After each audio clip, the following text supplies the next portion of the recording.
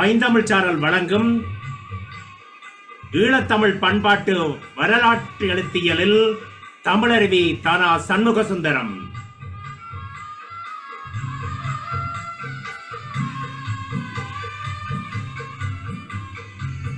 பைந்தமிழ் சாரல் வழங்கும் ஈழத்து தமிழ் பண்பாட்டு வரலாற்று எழுத்தியலில் தமிழருவி தானா சண்முக சுந்தரம் பற்றிய நிகழ்வு என்று இடம்பெறுகிறது. இந்த நிகழ்வில் பேச்சாளராக கலந்து சிறப்பிக்கின்றார் யாழ் மண்ணிலிருந்து பேராசிரியர் என் சண்முகலிங்கன் அவர்கள்.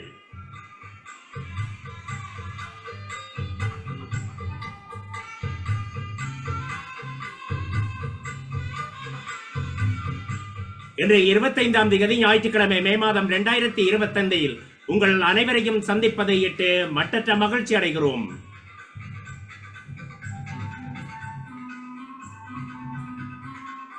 இன்றைய இந்த நிகழ்வுக்கு இணைந்திருக்கும் பேராசிரியர் என் சண்முகலிங்கன் அவர்களை இந்த நிகழ்ச்சியினூடாக வரவேற்றுக் கொள்வதில் மட்டற்ற மகிழ்ச்சி அடைகிறோம்.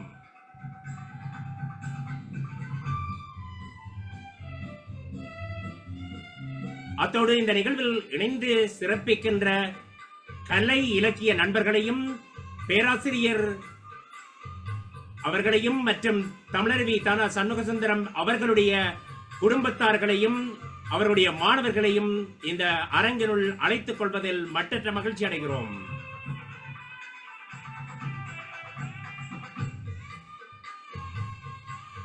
பைந்தமிழ் சாரல் பல நிகழ்வுகளை நடாத்தி வருகிறது. அந்த அடிப்படையில் இன்றைய தினம் ஈழத்தமிழ் பண்பாட்டு வரலாற்று எழுத்தியலில் தமிழருவி தானா Shanmuga Sundaram இடம்பெறுகின்றார்.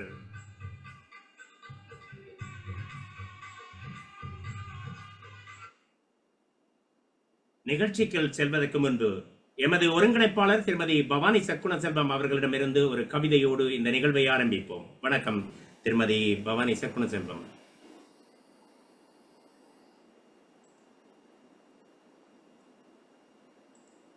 Mute mute mute இதில் இருக்குது. உங்களுடைய ஒளிவாங்கியை சரி செய்யுங்க. சரி. அனைவருக்கும் எனது அன்பார்ந்த வந்தனங்கள். தமிழ் வாழ்த்து. எண்ணம் விதைத்து எதிலும் நிறைந்தாய், வண்ணம் நிறைத்து வாழ்விலும் கலந்தாய், விண்ணை தழுவும் புகழ் பல படைத்தாய், பண்ணுடை புலவர் சிந்தையில் செறிந்தாய், மண்மகள் என்னை ஈன்றவள் ஒரு தாய், பண்புடை மொழியே அவளோடு இணைந்தாய், கண்ணுடையவர்க்கு கலையெனத் தெரிந்தாய், என்னுடைய உணர்வில் என்றும் உறைந்தாய், தென்றல் குலவும் பொதிகை சாரல் உன்னுடன் உலவும் உரிமையை கோர, தென்திசை மேவி தனிமணி தேரில் உன்னவர் வாசல் உலவிட வருவாய், இன்பத் தமிழே இயலிசை விருந்தே இன்னல் தீர்க்கும் அதிசய மறந்தே, என்னுடைய பிறப்பு மேன்மை பெறவே உன்னுடைய இன்பம் தந்தி செய்வாயே. நன்றி, வணக்கம். நன்றி திருமதி பவானி சக்குண செல்வம் அவர்களே. சரி, தமிழருவி சண்முக சுந்தரம் பற்றிய ஒரு சிறிய அறிமுகத்தோடு இந்த நிகழ்வை ஆரம்பிப்போம். அறிவின் விசாலமும் ஆழ்ந்த சமூக நோக்கமும் கொண்ட தமிழருவி சண்முக சுந்தரம் அவர்கள் மாணவர் சமுதாயம் போற்றும் தெல்லிப்பளை மகாஜனா கல்லூரியின் ஆசிரியராகவும் மனித நேயமிக்க அதிபராகவும் சிறுகதை, நாவல், நாடகம் முதலானவற்றை ஈழத்திலக்கிய உலகுக்கு விரும்பி அளித்த படைப்பிலக்கியவாதியாகவும், நாட்டார் இயல் வளராத நிலையில் அதனை தமிழ் இலக்கிய உலகுக்கு அறிமுகம் செய்த கள ஆய்வாளராகவும், தமிழ் மொழி மீது பற்றுக்கொண்டு அதனை ஈழத்தவர்களுக்கு அளித்த கட்டுரை ஆசிரியராகவும் விளங்கினார். அழிந்து சென்று கொண்டிருந்த சுதேசிய இலக்கியம், கிராமிய பண்பாட்டு கலைகளை மீட்டெடுத்து அதனை சமூகம் பயன்முறும் வகையில் அளித்த தமிழ் பண்பாட்டின் காவலனாகவும் விளங்கினார். எடுத்துக்கொண்ட விடயத்தை விரிவுபடுத்தாமல் ரத்தின சுருக்கமாக எழுதுவதில் வல்லவர். கருத்துக்களை மரபு புலராமல் நேர்த்தியாகவும் ஆழமாகவும் கூறுவார். அவர் எழுதிய நூல்களும் கட்டுரைகளும் இதனை புலப்படுத்தி நிற்கின்றன. வாழ்வு பெற்ற வள்ளி, இறுதி மூச்சு, பூதத்தம்பி முதலான நாடகங்களாக இருக்கலாம், மீனாட்சி நாவலாக இருக்கலாம், மாவை முருகன் காவடி பாட்டு, வன்னிவள நாட்டின் புதுக்குடியிருப்பு கூத்தும் மரபும் இசையும் மரபும், குறிவிச்சி நாச்சியே சலிப்பு, யாழ்ப்பாணத்து மாட்டு வண்டி சவாரி முதலான நூல்களாக இருக்கலாம். எந்த நூலிலும் திரு சண்முகசுந்தரம் அவர்களது சிந்தனை வளம் நிரம்பி இருப்பதை காணலாம். அவர் பற்றி இங்கு உரையாற்ற இருப்பவர் பேராசிரியர் கலாநிதி என் சண்முகலிங்கன். இவர் யாழ் பல்கலைக்கழகத்தின் முன்னாள் துணைவேந்தர். இடரான ஒரு காலப்பகுதியில் பல்கலைக்கழகத்துக்கான செம்மையான தலைமைத்துவத்தினை வழங்கிய பெருமைக்குரியவர். தமிழில் சமூகவியலை பல்கலை பட்டத்தில் கலை நிலைநாட்டிய புறமையாளர். பல்கலைக்கழகத்தின் சமூகவியல் துறையின் மானிடவியல் கல்வியின் தந்தை என போற்றப்படுபவர். உலகளாவிய பல ஆய்வுகளுக்கு தலைமை தாங்கியவர். ஆய்வு கட்டுரைகள் சமர்ப்பித்தவர். ஆய்வு வழிகாட்டியாக விளங்குவர். அவரது ஆய்வுகள் பல நூல் வடிவம் கண்டுள்ளன. தமிழ் புலமை வரைவுக்கு செழுமை சேர்ப்பன. உலக புகழ்பெற்ற அண்மையில் அமரரான மானுடவியல் பேராசிரியர் கணநாத் உபயசேகரா அவர்களின் வழிகாட்டலில் அவர் மேற்கொண்ட கலாநிதி பட்ட ஆய்வு new face of Durga Delhi Kalinga பதிப்பு வெளியீடாக புகழ் பெற்றது. துர்க்கையின் புதிய முகம், யாழ்ப்பாணத்தில் சமயம் வழிபாடு மாற்றங்கள் என்ற தலைப்பில் பேராசிரியர் பக்தவத்சல பாரதி அவர்களினால் தமிழாக்கம் செய்யப்பட்டது. சமயத்தின் சமூகவியல் கட்டுரைகள் முதன்மையாக கொண்ட பேராசிரியர் பக்தவத்சல பாரதி அவர்களை இணை ஆசிரியாக கொண்டு வெளிவந்த இலங்கை இந்திய மானுடவியல் சிறந்த ஆய்வு நூலுக்கான தமிழக பேராசிரியர் வானமாமலை விருது பெற்றமை குறிப்பிடத்தக்கது. இனமரபு இசை இயலை தம் ஆய்வு ஆழமாகவும் பயில் அனுபவமாகவும் கொண்ட பேராசிரியர் நாடறிந்த கவிஞராகவும் எழுத்தாளராகவும் ஆக்க இசை கலைஞராகவும் புகழ் பெற்றவர். இந்த வகையில் அண்மையில் தமிழ்நாடு காந்தி கிராமிய பல்கலைக்கழகம் இவரின் சமூகவியல் தமிழ் இனவரவியல் சார் ஆய்வு பணிக்காக வாழ்நாள் சாதனையாளர் விருது வழங்கி கௌரவித்தமை குறிப்பிடத்தக்கது. அவரை இந்த நிகழ்வுக்குள் அழைத்துக் கொள்வதில் மற்றற்ற மகிழ்ச்சி அடைகின்றோம். வணக்கம் பேராசிரியர். இந்த நிகழ்வினூடாக உங்களை சந்திப்பதையிட்டு மற்றற்ற மகிழ்ச்சி அடைகிறோம். வணக்கம் குலராஜ். கலந்து கொள்கின்ற அன்பர்கள் எல்லோருக்கும் என்னுடைய அன்பான வணக்கம்.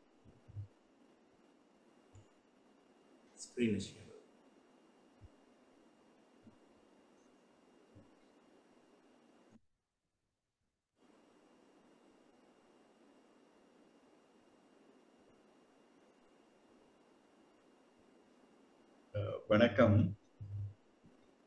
இந்த நிகழ்ச்சியிலே ஸ்கிரீன் தெரியுதா பிள்ளைகள்? ஈழத்து பண்பாட்டு வரலாற்றெழுதுகையில் தமிழருவி தா சண்முகசுந்தரம்.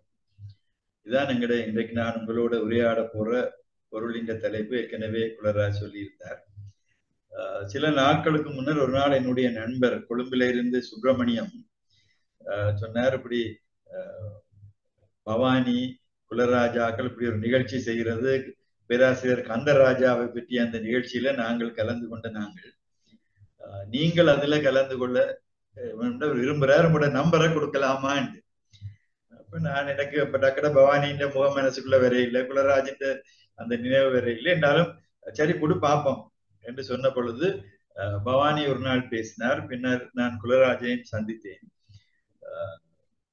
அப்ப ஆரம்பத்திலே யாரை பேசுவது எதை பேசுவது என்பதனை நான் பின்னாலே சொல்லுகிறேன் என்று சொல்லிக் கொண்டிருக்கிற பொழுதுதான் எங்களுடைய அன்புக்குரிய ஆசான் சண்முகசுந்தரம் அவர்களுடைய ஒரு முழுமையான தொகுதி ஒன்றை எனக்கு என்னுடைய அன்புக்குரியவர்கள் அவருடைய மகன் எல்லாரும் சேர்ந்து ஆக்கின பொழுது அதிலே நானும் ஈடுபடுகிற ஒரு சந்தர்ப்பம் வந்த பொழுது நான் சொன்னேன், நான் சண்முகசுந்தரம் சாரை பற்றி பேசுகிறேன் என்று. இதுதான் இதனுடைய ஒரு சின்ன கதை. இந்த தலைப்பிலே நான் பேச புறப்பட்ட கதை. அப்ப இது என்னுடைய தனிப்பட்ட கதை மட்டுமல்ல. நாங்கள் சொல்லுவோம், இந்த பேச வேண்டிய பல பொருட்களை இப்பொழுது நாங்கள் பேசாமல் விட்டிருக்கிறோம். பேசியவற்றை மறந்து போயும் விட்டிருக்கிறோம். கொஞ்சம் முன்னாலே நாங்கள் தனிப்பட்ட முறையிலே உரையாடுகிற பொழுது ஆதவன் சொன்னான், எனவே மறந்துட்டாங்க என்று சொல்லி. உண்மையிலே இந்த மனித நாகரிகத்தினுடைய மனித பண்பாட்டினுடைய வீழ்ச்சிக்கு பின்னாலே இந்த மறதி என்பது இருப்பதை பற்றி உங்களுக்கு தெரியும். இந்த போஸ்ட் மார்க்சிஸ்ட் என்று சொல்லுகிற அல்லது நியோ மார்க்சிஸ்ட் என்று சொல்லுகிறார்கள், அது ஒரு கோட்பாடாகவே சொல்லுவார்கள். அப்ப இந்த மறதியிலிருந்து நாங்கள் சிலவற்றை மறக்கலாம், அவற்றை மீள நாங்கள் நினைவு கொள்வது என்பது ஒன்று. இன்னொன்று இந்த அறியாமல் இருப்பது. உங்களுக்கு தெரியவனும் ஒரு தலைமுறை இடைவெளி இருக்கிறது எங்களுடைய. அப்ப நாங்கள் இளையவர்களுக்கு இது தெரியாது என்று அவர்களை நாங்கள் குற்றம் சாட்டி கொண்டு போகலாம். இவற்றினை நாங்கள் அவர்கள் அறியும் வரைக்கும் தர வேண்டியது என்பது முக்கியமானது. அப்ப இந்த வகையிலே தான் நான் இந்த சந்திப்பிலே உண்மையில கலந்து கொண்டிருக்கிறேன். இந்த இடத்திலே இந்த பவானியும் குலராஜையும் பற்றி நான் அவருடைய இந்த அறிமுகத்துக்குள்ளாலே என்னுடைய அக்கா பேராசிரியர் மனோசபாரணத்தை பற்றின ஒரு நினைவலைகளும் இதுக்குள்ளே உண்மையில கண்ட்ரிபியூட் பண்ணியிருக்காங்க. இவங்க அவாவுக்கு ரொம்ப நெருக்கமானவங்க, இணக்கமானவங்க. இதுல அவங்களோட நான் சேர்ந்து இந்த நிகழ்விலே கலந்து கொண்டு அந்த உணர்வும் எனக்குள்ள இருந்ததை இங்கே நான் உண்மையிலே சொல்ல வேண்டும். இதுல நாங்கள் சொன்ன இந்த இந்த இந்த உரைக்கான முக்கியத்துவம் என்ன என்று பார்க்கிற பொழுது உங்களுக்கு தெரியும், இந்த பண்பாட்டு வரலாற்று எழுதுகை என்பது கூட எங்களுடைய இந்த இலக்கிய புலங்களிலே அல்லது எங்களுடைய பண்பாட்டியல் புலங்களிலே ஒரு ஒரு ஒரு பழைய விஷயம் அல்ல. அது கூட ஒரு புதிய விஷயம்தான். இன்னமும் உலக பண்பாடுகள் இந்த பண்பாட்டு வரலாற்று எழுதுகை, நாங்கள் உண்மையில வரலாற்றை எழுதுவோம்.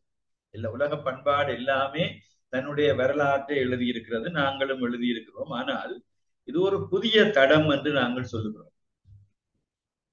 குறிப்பாக இந்த மானிடவியல், நான் சார்ந்த மானிடவியல் பண்பாட்டியல் சார்ந்த ஒரு பதமாக இந்த ஹிஸ்டரியோகிராஃபி என்று, நாங்கள் ஹிஸ்டரி என்பதல்ல, ஹிஸ்டரியோகிராஃபி இந்த வரலாற்று எழுதியல், அதாவது ஒரு பன்முகமான பல விடயங்களுடன். உதாரணமா தெரியும், இப்பொழுது நாங்கள் தமிழர் பண்பாட்டை எழுதுவது என்று எடுத்தால் கூட ஒரு காலத்திலே நாங்கள் சொன்னோம் இந்த சிந்து வெளியிலே தமிழர் பண்பாடு தொடங்குகிறது என்று. இப்பொழுது சிந்து வெளிக்கும் அப்பால் கீழடி வரையும் நாங்கள் சென்றிருக்கிறோம். கிட்டத்தட்ட 3000 நிறைய வரலாற்று விஷயங்கள் மாறுகின்றன. அப்ப அதே போல உள்ளூர் வரலாறு, அந்த பிரதேசங்களின் வரலாறு, நுண்ணிலையிலான வரலாறு, பன்மையான வரலாறு, அடித்தள மக்களினுடைய வரலாறு, நலிந்த மக்களுடைய வரலாறு, நலியப்படுத்தப்பட்டவருடைய வரலாறு எல்லாம் ஒரு பன்முகமான ஒரு பண்பாட்டு சூழமைவு எங்களுடையது. அப்ப இந்த நிலையிலே இந்த பண்பாட்டு சூழமைவினுடைய தன்மைகளை புரிந்து கொண்டு இந்த வரலாற்று எழுதியலை நாங்கள் எழுதுவதற்கான முறையியல் முக்கியமானது. உங்களுக்கு தெரியும், எந்த ஒரு டிசிப்ளின், எந்த ஒரு துறையும் ஒரு முழுமை பெற வேணும், வளர வேணும் என்றால் அதற்கான ஒரு முறையியல், மெத்தடாலஜி, மெத்தட்ஸ் முக்கியமானது. அப்ப தமிழ் புலத்தை பொறுத்தவரையிலும் நாங்கள் கல் தோன்றி மண் தோன்றா காலம், அந்த காலம், இந்த காலம் என்று எல்லாம் சொன்ன மகிழ்ச்சிகள் இருக்கட்டும் ஒரு பக்கம், அது சரியா இருக்கும், அதுக்குள்ள பிரச்சனை இல்லை. ஆனாலும் எங்களுடைய பண்பாட்டு வரலாற்றை வரலாற்று எழுத்தியல் அல்ல, எழுதியல், வரலாற்று எழுதியலை நாங்கள் பக்குவமாக எழுத வேண்டிய தேவை இருக்கிறது. உங்களுக்கு தெரியும், ஒரு காலத்திலே நாங்கள் இந்த மன்னர்களை வைத்தே இந்த வரலாற்றை எழுதினோம். இது அவருடைய காலம், இது இவருடைய காலம், இது பொற்காலம், இது இருண்ட காலம், இன்னொன்று டோர்ச் லைட் அடிச்ச காலம் எல்லாம் நாங்கள் இந்த வகைப்படுத்தி இதை சொன்னோம். ஆனால் ஒவ்வொரு காலத்துக்குள்ள நாங்கள் ஒன்று பொற்காலம் என்கின்ற பொழுது அது இன்னொருவருக்கு அதுவே பொன்னில்லாத பித்தளை காலமாக இருக்கிறது. ஆக இந்த பண்பாட்டு முழுமையோடு நாங்கள் இதனை பார்க்க வேண்டும் என்பது. மற்றது எங்களுக்கு தெரியும், இந்த வரலாற்றை எழுதுவது போன்ற அந்த விடயங்கள் எங்களுக்கு இந்த காலனித்துவ காலத்தினுடைய எங்களுடைய ஆட்சியாளர்களாக இருந்தவர்கள், நிர்வாகிகள், அவர்களை தொடர்ந்து இந்த ஆங்கில கல்வி முறையில் இருந்து நாங்கள் பெற்றுக்கொண்டு அந்த வகையிலே வரலாறு எழுதுதல் என்பதுதான் எங்களுடைய வளமையாக இருந்தது. அப்ப இந்த நிலையில இருந்து நாங்கள் உங்களுக்கு தெரியும், இந்த போஸ்ட் கொலோனியலிசம், பின்னை காலனித்துவவாதிகள் சொல்லுவார்கள் இந்த மறுவாசிப்பு செய்ய வேண்டும் என்று. உண்மையில அது மறுவாசிப்பாக கூட இருக்க தேவையில்லை, நாங்கள் மீள் வாசிப்பு செய்ய வேண்டும். நாங்கள் ஏற்கனவே நாங்கள் எழுதி வைத்திருக்கின்றவை சரிதானா, அவற்றினுடைய கருத்தியல் எப்படிப்பட்டது என்ற விதத்திலே நாங்கள் அதற்கான அணுகுமுறையை காண வேண்டும் என்பது முக்கியமானது. இந்த வகையிலே தான் யோசிக்கின்ற பொழுது நான் ஒரு சமூகவியலாளனாக, ஒரு மானிடவியலாளனாக, அதே நேரத்தில் ஒரு பண்பாட்டியல், நாங்கள் சொல்லுகிற கல்ச்சரல் ஸ்டடீஸ் என்பதனை கற்பிக்கின்ற ஒரு ஆசிரியர் என்ற வகையிலே எங்களுடைய ஈழத்தமிழ் புலத்திலே பண்பாட்டு வரலாற்று எழுதுகையினுடைய ஒரு முன்னோடி புலமையாளராக எங்களுடைய தமிழருவி சண்முகசுந்தரம் சார் அவர்களை தரிசிக்கிறோம். இப்ப இது பலரும் அறிந்தது அறியாது என்பதற்கு அப்பால் இதை பற்றி நாங்கள் அடிக்கோடிட்டு இதனை நாங்கள் உரத்து பேச வேண்டிய ஒரு காலகட்டம் என்பது முக்கியமானது. அண்மையில் கூட நான் நினைக்கிறேன் 2 தினங்களுக்கு முன்னாலே இந்த பண்பாட்டு வரலாற்று எழுதுகை சார்ந்த ஒரு பயிலரங்கு மதுரையிலே நடந்தது. மதுரையிலே அந்த அருளானந்தர் கல்லூரியிலே நடந்த பொழுது அங்கே அவர்கள் அதை நடத்தியவர்கள் தமிழர் இனவரவியல் கழகம் என்ற அமைப்பு. அந்த அமைப்பினுடைய ஒரு வாழ்நாள் தலைவராக நான் இருக்கிறேன். அப்ப என்னாலே நேரிலே கலந்து கொள்ள முடியவில்லை. அவர்களை அது வாழ்த்துறை ஒன்று இதே போல நான் இந்த நேரலையில வாழ்த்த வேண்டி வந்தது. அப்பொழுது நான் அந்த வாழ்த்துறையின் இடையிலே சண்முகசுந்தரம் ஆசனுடைய இந்த நூலை நீங்கள் பார்த்திருப்பீர்கள். இந்த நூலை காட்டி நான் சொன்னேன், இந்த வரலாற்று எழுதுகையை ஈழத்து புலத்திலே அந்த காலத்திலேயே வரன்முறையான முறையலோடு நடத்தி அவர் இருக்கிறார். இந்த நூலை நான் உங்களுடைய நூலகத்துக்கும் உங்களுடைய வாசிப்புக்கும் தருவேன் என்று நான் சொன்னேன். அப்ப எங்களுக்குள்ள ஒரு முன்னோடியா இருந்திருக்கிறார். ஒரு வகையிலே அவருடைய அந்த மகுடமான வேலை என்னென்றால் அவர் சொல்லுவார், மறுமலர்ச்சி பாதையில் மக்கள் கலைகள். மக்கள் கலைகள் நாங்கள் ஃபோக் ஆர்ட் என்று சொல்லுவோம். இந்த ஃபோக் என்பது கூட நாங்கள் ஒருவர் ஃபோக் பெற்றவர், பெரிய உயர்ந்தவர் என்று அவர் மக்கள் கலைகள் என்று சொல்லியே அவர் பயன்படுத்துவார். அப்ப இந்த மக்கள் கலைகள் மறுமலர்ச்சி பாதையில் மக்கள் கலையும் என்ற அந்த தேடலின் வழிதான் இந்த ஈழத்து பண்பாட்டை எழுதியவர் சண்முகசுந்தரம் அவர்கள். உண்மையிலே இந்த சண்முகசுந்தரம் அவர்கள் ஏற்கனவே குலராஜ் சொன்னதை போல மகாஜன கல்லூரியினுடைய ஒரு ஆசிரியராக, அதிபராக, அதற்கு அப்பாலே அவர் ஒரு ஊடகவியலாளராக, உண்மையிலே அவருடைய பட்டப்படிப்பை முடித்ததற்கு பின்னாலே தினகரன் ஆசிரியர் குழாமிலே இருந்திருக்கிறார். ஒரு ஊடகவியலாளராக, எழுத்தாளராக, இங்கே சொல்லப்பட்டது பார்த்தீர்கள், நாவல் எழுதியிருக்கிறார், சிறுகதை எழுதியிருக்கிறார். இது எல்லாவற்றையும் விட இந்த மக்கள் கலைகள் பற்றிய ஒரு ஆய்வாளராக, தேடலோடு அவர் போன இடங்களில் எல்லாம் அந்த ஏடுகளை தேடியும் பதிவுகளை தேடியும், இன்றைக்கு நாங்கள் ஒரு மானிடவியலாளர்களாக, இனவரவியலாளர்களாக நிறைந்த பயிற்சிகளுக்கு பின்னாலே செய்கிற அவ்வளவையும் மிக பக்குவத்தோடு, அவருடைய அந்த இன்பிட்வீன் லைன் என்று சொல்லுவோம், அவர் தன்னை ஒரு பெரிய இனவரவியலாளன் அல்லது பண்பாட்டு எழுதியாளர் என்று அவர் பிரகடனப்படுத்த இல்லை. ஆனா அவருடைய எழுத்துகள் எல்லாவற்றுக்குள்ளாலும் இன்றைக்கு நாங்கள் வரவிலக்கணம் சொல்லி பிள்ளைகளுக்கு கற்பிக்கிற அந்த விடயங்கள் அத்தனைக்குமான ஒரு உதாரண புருஷராக அவர் இருப்பது நாங்கள் பார்க்கிறோம். அப்ப உண்மையிலே இது எல்லாவற்றுக்கும் அப்பாலே ஏற்கனவே இங்க சொல்லப்பட்டதை போல அவர் ஒரு நிறைந்த ஒரு சமூக மனிதராக இருந்திருக்கிறார். இப்ப தெல்லிப்பளை மாவட்டபுரம் தான் அவருடைய பிறந்த இடம். இப்ப மாவட்டபுரத்துக்கு அடுத்த பக்கத்தூர் தான் தெல்லிப்பளை. தெல்லிப்பளைதான் மகாஜன கல்லூரி. இந்த தெல்லிப்பளையிலே இருந்த ஒரு கூட்டுறவு வைத்தியசாலையினுடைய அந்த நிர்வாகம், அதனுடைய இயக்கத்துக்குள்ளேயும் கூட அவர் ஒரு சோசியல் ஒர்க்கராக நிறைய பணியாற்றி இருக்கிறார். ஆக ஒரு மிக ஒரு ஹோலிஸ்டிக் பர்சனாலிட்டி என்று சொல்லுவோமே, ஒரு முழுதளாவிய ஆளுமை என்று, அப்படிப்பட்ட ஒருவராக நாங்கள் பார்க்கிறோம். இப்ப அவருடைய எங்களுடைய கலை வரலாறாக இருக்கட்டும், சமய வரலாறாக இருக்கட்டும், ஆக்க இலக்கியங்கள் ஆகட்டும், நாங்கள் ஆராதிக்கின்ற ஆளுமைகளாகட்டும், இவைகள் எல்லாவற்றையும் ஒரு வரலாற்று எழுதியல் முறையிலே அழகுற எழுதியவர் என்றதுதான் இன்றைக்கு எங்களுடைய உரைப்பொருளாக அவருக்கு நாங்கள் சூட்டுகின்ற மகுடத்துக்கு காரணம். அப்ப இதனை ஒரு அறிவார்ந்து செய்தார்.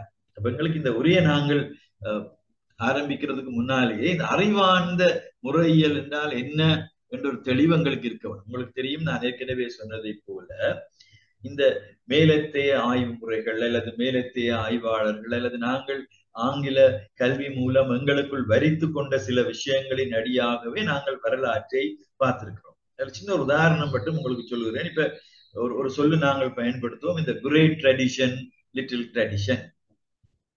இப்ப நான் கூட ஆரம்பத்திலே அதை அப்படியே மொழிபெயர்த்து பெருமரபு, சிறுமரபு என்று நாங்கள் அதனை படிப்பித்திருக்கிறோம். ஆனால் சண்முகசுந்தரம் ஆசிரியருடைய அந்த எழுத்துகளுக்குள்ள இந்த பெருமரபு சிறுமரபு கதைக்கே இடமில்லை. அவர் சொன்னார், இந்த மக்கள் கலைகள் தான் உண்மையிலே எங்களுடைய ஒரு பொது மரபு. அந்த மரபிலே இருந்துதான் இந்த ஏற்கன அனைத்தும் முகழ்த்திருக்கின்றன என்பதை மிக தெளிவாக எழுதியிருக்கிறார். அப்ப இந்த ஒரு வகையிலே எங்களுக்கான ஒரு விழிப்புணர்வுக்கான அரங்காகவும் இந்த வகையிலே மாறுகிறது. இது மட்டுமல்ல, அவர் அந்த ஒரு பண்பாட்டு சூழமைவிலே மிகவும் உணர்வுள்ள ஒரு மனிதராக, ஒரு புலமையாளராக இருந்திருக்கிறார். உங்களுக்கு தெரியும், நாங்கள் இன்று வரைக்கும் இந்த தமிழ் பண்பாட்டு தேசியம் என்றெல்லாம் நிறைய பேசுவோம். ஆனால் எங்களுடைய இந்த தேசிய உணர்வு, பண்பாட்டு உணர்வு என்பதற்கான அந்த அடிப்படைகளை எங்களுக்குள் தொச்ச வைக்கின்ற இலக்கியங்களை தான் அவர் படைத்தார். வெறுமனே எங்களை மகிழ்ச்சிப்படுத்துறதுக்காக அவர் இலக்கியம் படைத்தவர் அல்ல. ஏற்கனவே சொல்லப்பட்டதை போல அவருடைய நாடகங்களை எடுத்துக்கொண்டாலும் கூட அவர் எழுதிய நாடகங்கள் ஒரு 3 நாடகம் தான் பெரிய முக்கியமாக பேசப்படுறது. ஒன்று வாழ்வு பெற்ற வள்ளி, மாருதப்புரவிய வள்ளியினுடைய கதை. மற்றது இறுதி மூச்சு, அது எங்களுடைய சங்கிலி மன்னனுடைய அந்த இறுதி காலம், அவருக்கு எதிராக எங்களுடைய ஆக்களை செய்த அநியாயங்கள் என்பதெல்லாம் அதுக்குள்ள வரும். அப்ப இப்படி இந்த இதுகள் எல்லாம் இன்னத்துக்கு அவர் மாருதப்புரவிய வள்ளி, நான் அண்மையிலே பார்த்தேன், மாவட்டபுரத்தினுடைய அந்த 50 ஆண்டுகளுக்கு பிறகு நடந்தது கும்பாபிஷேக விளம்பரம், அந்த விஞ்ஞாபனம் வந்த பொழுது நான் மாவட்டபுரம் கோயிலுக்கு போன பொழுது ஐயா அதை தந்தார். அதை பார்த்தேன். வாழ்வு பெற்ற வள்ளி இன் மாவட்டபுரம் அந்த சாமி கோயில், அந்த கும்பாபிஷேக காலத்திலே அந்த கோயிலை அழைக்கிறதுக்குள்ள சேருண்டே அந்த வாழ்வு பெற்ற வள்ளி இருக்குது. அந்த அளவுக்கு அவருடைய அந்த விஷன் அல்லது அவருடைய அந்த பார்வை என்பது இன்று வரைக்கும் வாழுகின்ற விடயங்களாக இருக்கிறது நாங்கள் பார்க்கலாம். உண்மையில நாங்கள் இந்த உயர் பண்பாடு, தாழ் பண்பாடு என்று இந்த பண்பாடுகளை பேதப்படுத்துகிற, நியாயப்படுத்துகிற கருதுகோள்கள், எழுத்துக்கள்ல இருந்து நாங்கள் வெளியிலே வருவதற்கான முக்கியமான ஒரு ஆளுமையாக அவருடைய அந்த எழுத்துக்கள் இருப்பது குறிப்பிடத்தக்கது. அதே போல எங்களுடைய ஆளுமை வளர்ச்சியிலே செல்வாக்கு செலுத்தியவர்களை பற்றிய அவருடைய எழுத்துக்களும் முக்கியமானவை. அப்ப உண்மையிலே இந்த உரையிலே எனக்கும் அவருக்கும் என்ன ஈடுபாடு, நான் மகாஜன கல்லூரியினுடைய மாணவன் என்பது ஒரு செய்தி ஏற்கனவே சொல்லப்பட்டது. இந்த மகாஜன கல்லூரி மாணவனாக ஒரு வகையிலே சொன்னால் என்னை ஆளாக்கியது மகாஜன கல்லூரி. அது ஒரு பொதுவான, நான் அடிக்கடி பேசுகிறது, என்னுடைய தாய் மகாஜனா என்னை உருவாக்கினாள். இன்றைக்கு நான் பேசுகிற பேச்சிலிருந்து என்னுடைய கலைகள், வளர்ச்சிகள் எல்லாவற்றுக்கும் மேலாக இந்த மகாஜன கல்லூரி எனக்கு. அதே நேரத்தில் இந்த மகாஜன செழுங்கலை நியமத்துக்குள்ளே என்னுடைய ஈடுபாடுகள், உண்மையிலே இந்த கலை ஈடுபாடு, நாடக ஈடுபாடு, ஏனைய எழுத்து ஈடுபாடுகளுக்கு பின்னாலே எங்களுடைய சண்முக சுந்தரம் சார் அவருடைய அந்த ஊக்க விசைகள், உண்மையிலே நான் அவர்கிட்ட நேரடியாக வகுப்பில இருந்து படிக்கல. அவர் A லெவலுக்கு பொலிட்டிக்கல் சயின்ஸ், ஹிஸ்டரி, ஆட்சியியல், வரலாறு என்பவற்றை கற்பிப்பவராகத்தான் இருந்திருக்கிறார். இப்ப நான் சின்ன வயதுல பிறகு நான் இந்த டபுள் மேத்ஸ், பிசிக்ஸ், கெமிஸ்ட்ரி, உங்களுக்கு தெரியும் அந்த காலத்துல எங்களுக்கு இந்த ஆர்ட்ஸ் என்ற அந்த கல்வியை பற்றி அழுத்தமே இருப்பதில்லை. ஆண்பிள பிள்ளையா பொம்பளை பிள்ளையா மாதிரி என்ஜினியரிங் அல்லது மெடிசின், இந்த ரெண்டும் தான். அப்ப நான் இந்த என்ஜினியரிங் லைன்ல படிக்கிறதா அப்பொழுது இல்லை. ஆனால் எனக்கு இந்த கூடுதலான ஈடுபாடு இந்த கதைகளுக்குள்ளே இருந்தது. இப்ப சார் என்ன நேர கதைக்கிற பொழுதெல்லாம் கேட்பாரு, ஏன்னா நீ இந்த ஆர்ட்ஸை படிக்கலாமே. அப்ப அந்த நேரத்துல அது ஒரு புரியக்கூடிய விஷயமா இருக்கு. ஆனால் அவர் கேட்ட அந்த கேள்வியினுடைய விஷன் பின்னாலே நான் இந்த கலைத்துறைக்குள்ள வந்தது, சமூகவியல் துறையை வரித்து கொண்டது, பின்னாலே நான் சமூகவியல் துறை பேராசிரியரானது, இதெல்லாம் அடுத்தது. அதுக்கு பின்னாலே அவருடைய அந்த ஒரு விஷன் எனக்குள்ளே கலந்திருந்ததை நான் பார்க்கிறேன். இதெல்லாம் அவற்றுக்கு மேலாக இதனுடைய தனிப்பட்ட பர்சனல் விஷயமாக இருந்தாலும் கூட மாஜனாவில நான் நினைக்கிறேன், அப்ப நான் ஒரு சின்ன வகுப்பு 6ஆம் 7ஆம் வகுப்பா இருக்குன்னு நினைக்கிறேன். 7ஆம் வகுப்புல இருக்கீங்களோ ஒரு நாள் சண்முக சுந்தரம் சார் உன்னை விரட்டாமன்னு சொல்லி என்னுடைய வகுப்பு ஆசிரியர் சொன்னார். இப்ப நான் அங்க போன பொழுது சொன்னார், நீ பாடுவேதானே, நான் ஓம்னு சொன்னேன். அப்போ ஒரு ஒரு ஸ்கிரிப்டை தந்து சொன்னார், இந்த வாழ்வு பெற்ற வள்ளி நாடகம். அந்த நாடகத்திலே ஒரு பாத்திரம் வருகிறது, துறவி சாந்தலிங்கனார். அவர் சண்முகலிங்கன் என்றதை வச்சுக்கொண்டு சாந்தலிங்கனுக்கு என்ன கூப்பிட்டாரு எனக்கு தெரியாது. ஆனால் ஒரு பாடுவன், ஒரு சின்ன ஆளா ஒரு வேஷம் போட்டு விடுறதுக்குன்னு கூப்பிட்டார். அப்ப கூப்பிட்டு ஒரு பாட்டை தந்து, அவர் எழுதின பாட்டு தான் உண்மையிலே மாருதப்புரவிய வள்ளி, சோழர் காலம், அது அந்த பாட்டுக்குள்ள அந்த அப்பிய பண்றது, அதாவது சாந்தலிங்கன் மேடைக்கு வரைக்குள்ள இந்த பாட்டை பாடிக்கொண்டு வருவார். வஞ்சமேவும் எண்ணம் நெஞ்சை மேவும் போதும் வாழ்த்துவீர்கள் கூத்தன் நாமம் கொடும் பஞ்சபாதகங்கள்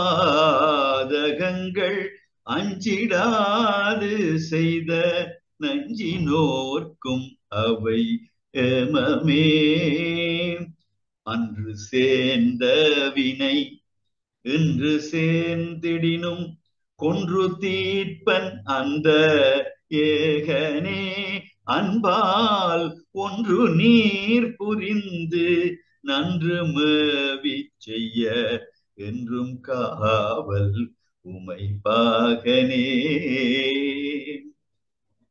பாடிக்கொண்டு போறேன். அப்படி பாடிக்கொண்டு அங்கால போய் பிறகு கொஞ்சம் வசனம் தான். நான் நினைக்கிறேன் முதல் ஒரு நாடகத்துல நான் பாட்டு பாடி வசனம் பாடினது அந்த நாடகம் தான். அதுக்கு பின்னால நிறைய பாடி இருக்கிறேன், நிறைய பேசி இருக்கிறேன், இந்த வரைக்கும் பாடி பாடி பேசி கொண்டிருக்கிறேன். அப்ப உண்மையில அப்ப என்னை இனங்கண்டு கொண்டது எனக்கு முதலாவதாக இந்த வசனம் பேசினக்கு இன்னமும் அந்த பேசுகிற பொழுது மனசுக்குள்ள சின்ன வயசுல பேசினாலும் குழந்தாய் புனிதம் தூய்மையெல்லாம் அவரவர் உள்ளத்தை பொறுத்தது என்று சொல்லுவேன். என்னிலும் பார்க்க தூய்மையான உயிர் ஒன்று இந்த அரண்மனையில் இருக்கிறது. யார் அந்த உயிர்? அதான் வாழ்வு பெற்ற வள்ளி, மாரத பிரவிக வள்ளி. அப்ப ஒரு சின்ன வயசிலேயே எங்களுக்கு இந்த மொடியுலேஷன்ஸ் எல்லாம் வடிவா சொல்லி தருவார். இது மட்டுமல்ல, இந்த நாடகத்துக்கு அப்பாலே மகாஜன கல்லூரியிலே நான் பின்னாளிலே அவர் எழுதிய அதே நாடகம் இறுதி மூச்சிலே சங்கிலியனாக நான் நடித்திருக்கிறேன். அது மட்டுமல்ல, இந்த மகாஜன கல்லூரியிலே இருந்து பங்கு பெற்று உங்களுக்கு தெரியும், அந்த நேரம் இங்கே ஆதவன் இருக்கிறான், கதிரேசமுள்ள மாஸ்டர், அந்த 5 நாடகங்கள் தொடர்ந்து இந்த பாடசாலை அகில இலங்கை பாடசாலை நாடக போட்டியில நாங்கள்லாம் முதல் பரிசு. இதுல நான் கதாநாயகனா வாரதுக்கு 4 முடியும் மட்டும் காத்திருக்க வேண்டி இருந்தது. அவ்வளவுக்கு எல்லாருமே கலைஞர்கள். அந்த சூழல் அப்படிப்பட்ட சூழல். அப்ப இந்த 5வது நாடகத்துல குரு தட்சணையிலே நான் உதங்கராக நடிச்சதெல்லாம் அது என்னுடைய கதை. ஆனால் இது எல்லாவற்றுக்குமான ஒரு மூலமாக சண்முகசுந்தர மாஸ்டர் எனக்கு பின்னாலே இருந்தது இருக்கு. அதே மாதிரி இந்த பேச்சு போட்டியில இப்ப எல்லாம் இந்த கலாச்சார திருவள்ளுவர் கலாச்சார மையம் கட்டியிருக்க அந்த இடத்துல ஒரு பெரிய திறந்தவெளி அரங்கம். அந்த திறந்தவெளி அரங்கத்துல அந்த போட்டியில பேசி எனக்கு ஒரு தங்கப்பதக்கம், அது பெரிய பெருமை. ஆனால் அந்த தங்கப்பதக்க பேச்சை எழுதி தந்து எனக்கு சொல்லி தந்தது சார் பத்திரிகை கலை. அவர் பின்னாலதான் அவர் பத்திரிகை போயிட்டு தான் இங்க வந்தவர் மாஜனாக்கு.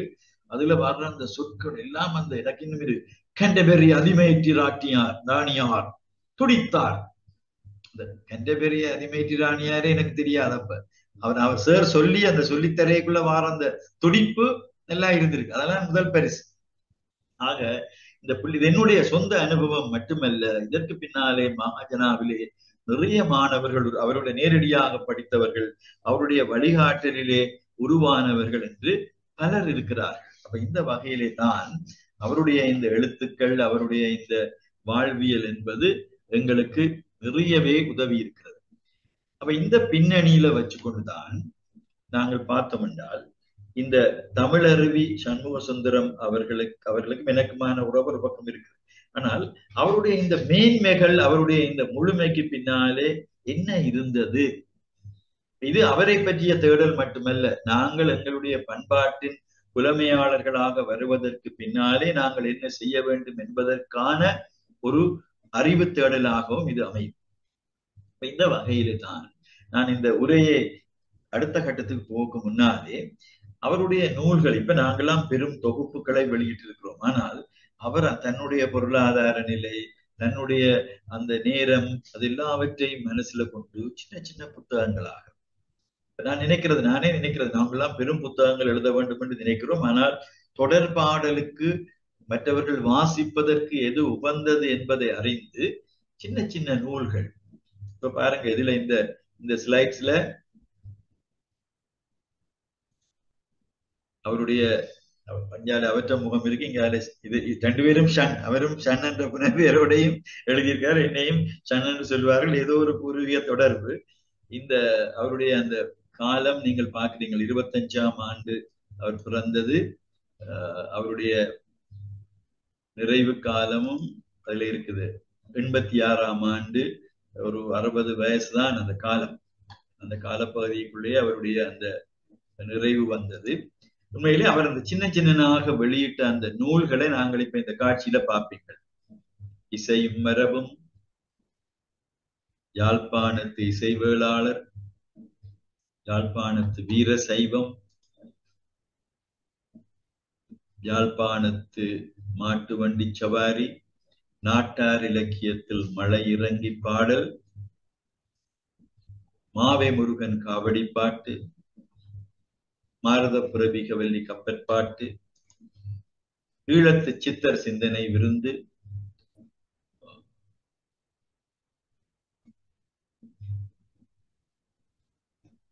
வெண்ணினாச்சி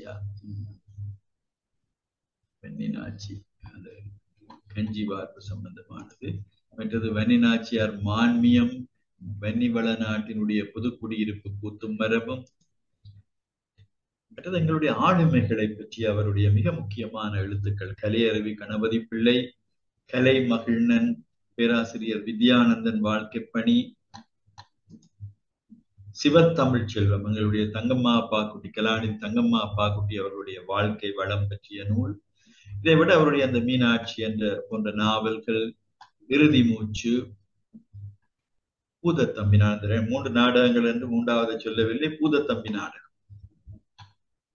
இதை விட எங்களுடைய பேராசிரியர், தமிழ் பேராசிரியர் கலாநிதி கனகசபாவதி நாகேஸ்வரன் மாவை தா சண்முக சுந்தரம் அறிவொளி தசம் என்ற அவருடைய சிந்தனைகளும் எழுத்து பணிகளும் என்ற பெயரிலே ஒரு தொகுப்பு நூலை வெளியிட்டிருக்கிறார். அது மிக முக்கியமான ஒரு நூல், முதல் வந்தது. அதே மாதிரி செல்வி கலைவாணி நடராஜா என்ற எங்களுடைய பல்கலைக்கழக மாணவி, அவருடைய கலை இலக்கிய பணி ஒரு அறிமுக ஆய்வு என்ற அந்த குறிப்பிலே வந்தது. அந்த விடயமும் திருமதி ஞான சக்தி சண்முக சுந்தரம் அவர்களுடைய நினைவாக அவருடைய குடும்பத்தினராலே பிரசுரிக்கப்பட்டது. இந்த 2 பதிப்புகளுக்கும் அப்பாலே இந்த அண்மையிலே நாங்கள் அவருடைய மகன் மற்றவர்கள் எல்லோரும் சேர்ந்து அம்மாவுக்கு அர்ப்பணமாக அந்த நூலினுடைய அந்த அர்ப்பண உரை குறிப்பு கூட ஒரு வித்தியாசமானது. அந்த குறிப்பிலே அவர்கள் சொல்லுவார்கள், அப்பாவின் 100ஆண்டு விழா பொழுதில் அவர் வாழ்நாள் தேடல்கள் ஆக்கங்கள் அறுவடையான இந்நூலை அம்மாவுக்கும் சேகருக்கும் செல்விக்கும், இந்த சேகரும் செல்வியும் அவருடைய சகோதரங்கள், அவர்கள் இப்பொழுது எங்களுடன் இல்லை, இந்த மூவருக்கும் காணிக்கையாக்குகிறோம் என்று அருள்முருகனார், சிவதம்பு, அருள்மங்கை, 3 பேர் அவருடைய வாழுகின்ற புதல்வர்கள் இந்த அவர்களை விட்டு போனவர்களுக்கு அர்ப்பணமாக அண்மையிலே சமர்ப்பித்து இந்த நூலை தம்பி ரமேஷும் மாலிங்க சிவம் 2 பேரும் சேர்ந்து இந்த நூலை தொகுத்திருந்தார்கள். அண்மையிலே இந்த வெளியீட்டு விழா நடந்தது. இது ஒரு சின்ன ஒரு அண்மைய ஒரு வரலாற்று குறிப்பு. அப்ப இந்த இடத்திலே நான் இதை நிறுத்தி கொண்டு இப்பொழுது நாங்கள் மீளவும் எங்களுடைய இந்த உரையாடலுக்குள்ள வருவோம். அப்ப இது உங்களுக்கு ஒரு அறிமுகமான ஒரு மெனப்பதிவு, இந்த வெளியீடு நூல்களை பற்றி ஒரு பதிவு தான். அப்ப ஏற்கனவே நான் சொன்னதை போல சண்முகசுந்தர மாஸ்டருடைய எழுத்துக்களுக்குள்ள மிகையாக மேலெழுந்து நின்றது இந்த மக்கள் கலைகள் பற்றிய அவருடைய பார்வை. அப்ப இந்த மக்கள் கலைகளை பற்றி அவர் வெறுமனே எங்களுடைய கலை என்று மட்டும் பார்க்கவில்லை. அவருடைய அந்த எழுத்துக்கள் மிக ஆழமானது. அவர் சொல்லுவார், மக்கள் கலை செல்வங்களினுடைய வளர்ச்சியையும் செறிவையும் ஆழத்தையும் தனித்துவத்தையும் கொண்டே ஒரு நாட்டினுடைய முன்னேற்றத்தை மதிப்பிடலாம். இன்றைக்கு நாங்கள் டெவலப்மெண்ட் என்ன சொல்றோம்? நாங்க சொல்றோம் ஒரு பெரிய உயர்ந்த கோபுரங்கள், சிங்கப்பூரை போல மாத்துவோம், கனடாவை போல மாத்துவோம் சொல்லித்தான் பேசுவோம். ஆனால் அவர் எவ்வளவு தெளிவா சொல்லுகிறார். இந்த டெவலப்மெண்ட் உங்களுக்கு தெரியும், மாநிலவியல்ல இப்பொழுது எல்லாம் ஒரு தியரி வந்திருக்கு, இந்த எண்ட் ஆஃப் டெவலப்மெண்ட் சொல்லுவேன் நான். அதாவது இந்த மேம்பாட்டின் முடிவு அல்லது மரணம், எண்ட் ஆஃப் டெவலப்மெண்ட். அவர்கள் அதுவும் குறிப்பா இந்த லத்தீன் அமெரிக்கா, ஆப்பிரிக்கா போன்ற நாடுகள்ல உள்ள மாநிலவியலாளர்கள். ஒரு சின்ன என்னுடைய தனிப்பட்ட அனுபவத்தை சொல்லலாம். ஒரு கொஞ்ச காலத்துக்கு முன்னா ஒரு 8 வருஷத்துக்கு முந்தி மலாவிக்கு ஒரு ப்ரோக்ராம், ஒரு ஆஸ்திரேலியன் ஸ்டூடெண்ட்ஸ் ஒரு 23 பேருக்கு ஒரு அந்த போஸ்ட் கிராஜுவேட் ஸ்டூடெண்ட்ஸ், அவங்களுக்கு இன்டர்நேஷனல் ஸ்டடீஸ் சம்பந்தமான ஒரு ஆய்வு, ஒரு கள ஆய்வு, ஒரு ஸ்டடீஸ் டூர் ஒரு ஸ்டடி டூர் மாதிரி. அவங்க அதுக்கு முந்தி அந்த மலாவி சகல விஷயங்களை பற்றியும் படிச்சு கொண்டு வருவாங்க. அப்ப அவங்களுக்கு ஒரு 3 கன்சல்டன்ட், இலங்கையில இருந்து ஆசியாவில இருந்துன்னு சொல்லி என்னை கூப்பிட்டு இருந்தாங்க. நான் ஒரு ஆள். மற்றது ஆஸ்திரேலியாவில அவங்களுக்கு கற்பிக்கிற ஒரு பேராசிரியை.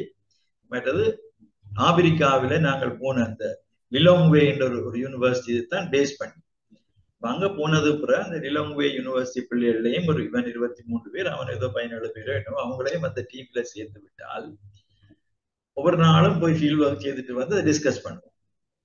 அப்ப நாங்கள் சில கருத்துக்களை சொல்லுவோம், அவங்களும் சொல்லுவாங்க. முதல்ல இந்த ஆப்பிரிக்க படியங்கள் கொஞ்சம் அவங்க ஒரு மாதிரி கதைக்காம இருந்தாங்க. இப்ப இவங்களை அவங்கள பார்த்து சிரிக்கிறது, இப்ப நமக்கு கோவம் வரும். அப்படி ஆனாலும் ஒன்றும் செய்யலாது இருந்து ஒரு பொறுமதியா இருந்து ஒரு 2ஆம் 3ஆம் நாள் பொறுக்கும் அவங்களும் பேச துவங்கினாங்க.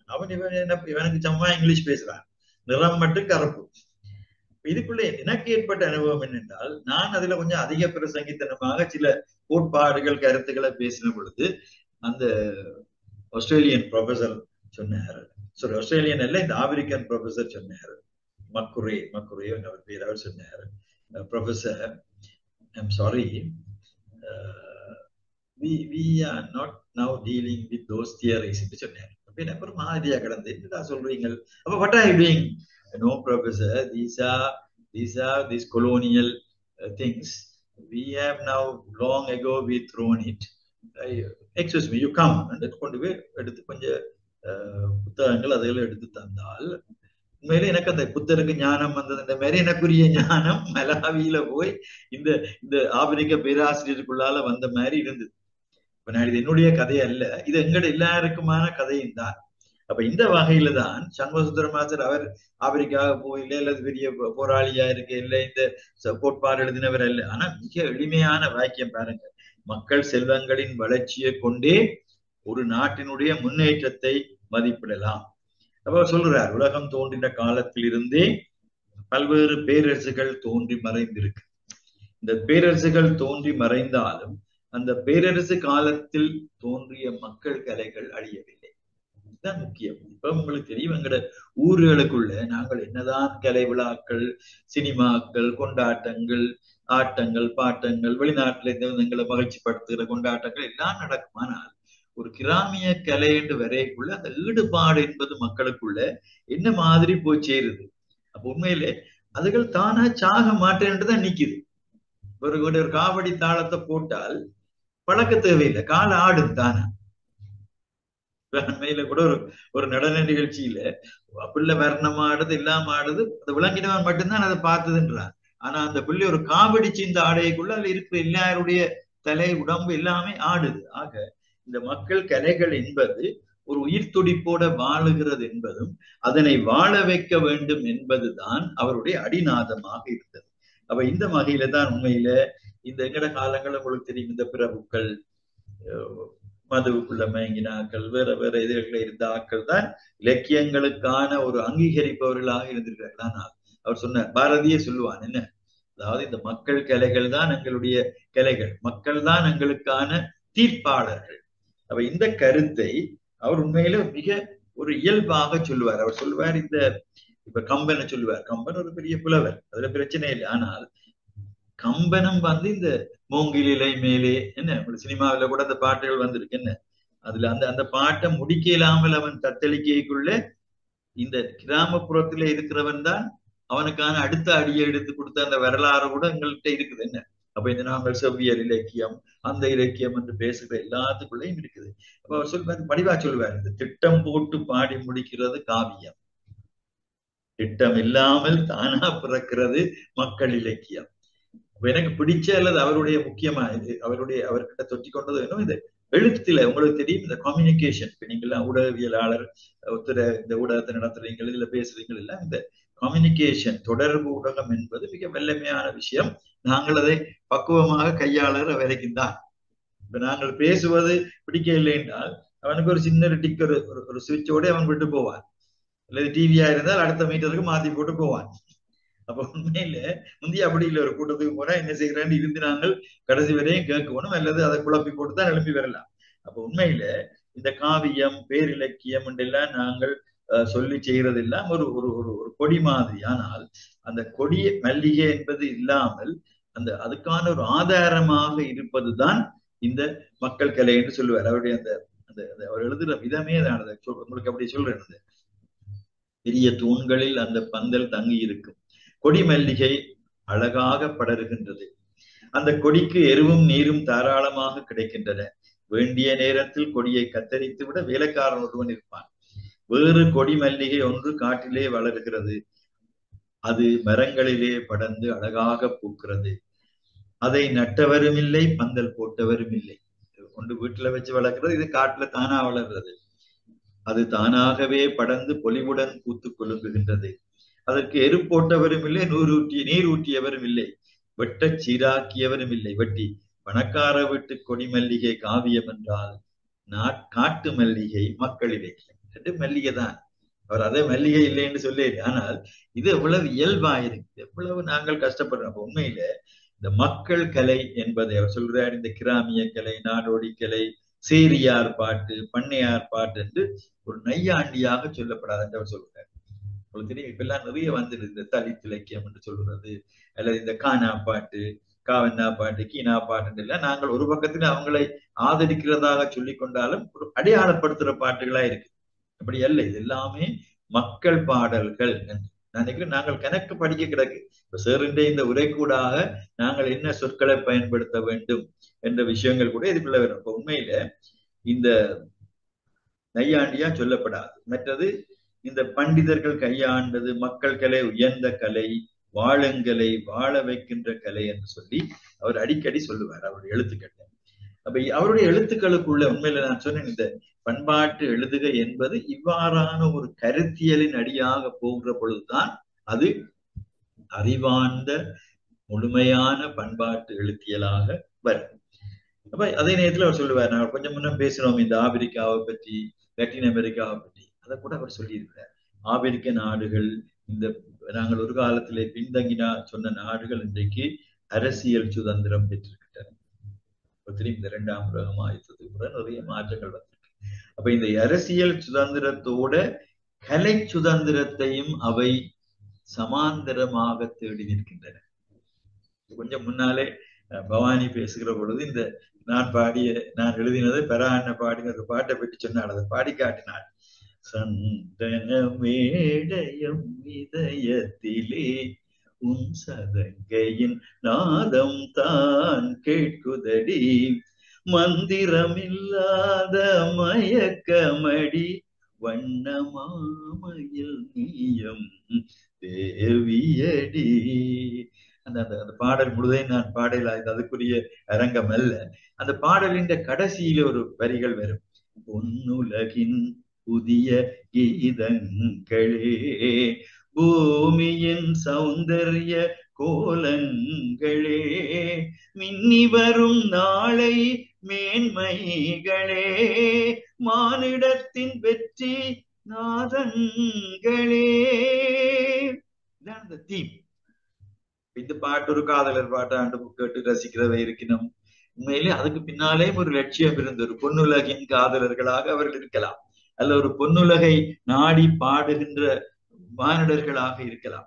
ஆக இந்த பாடலை நான் என்ன ஞாபகம் வந்தது என்றால், இந்த பாடலை நாங்கள் உருவாக்கின காலத்திலே எங்களுக்குள்ள பெரிய கனவு இருந்தது. அதாவது எங்களுக்கு என்று ஒரு பாடல் மரபு, பவானி சொன்னது போல ஈழத்து பாடல் என்றதுக்கு பேரே அப்படி வச்சோம், ஈழத்து பாடல். அப்ப இந்த ஈழத்து பாடல் மரபை உருவாக்க உங்களுக்கு தெரியும், அந்த நேரத்தில் பேராசிரியர் கைலாசபதி தான் இந்த லிரிக்ஸை திருத்துறார். நான் ஒரு பாட்டு எழுதினால் அப்படியே ரெக்கார்ட் பண்ணிடலாம். பேராசிரியர் கைலாசபதி அப்ப கலைஞர் பல்கலைக்கழகத்துல கற்பித்துக் கொண்டிருந்தவர். அவர் ஆலோசனை குழுவில் இருக்கார். அவர் அந்த ஸ்லிப் ஃபைல் அவர்கிட்ட போகும்.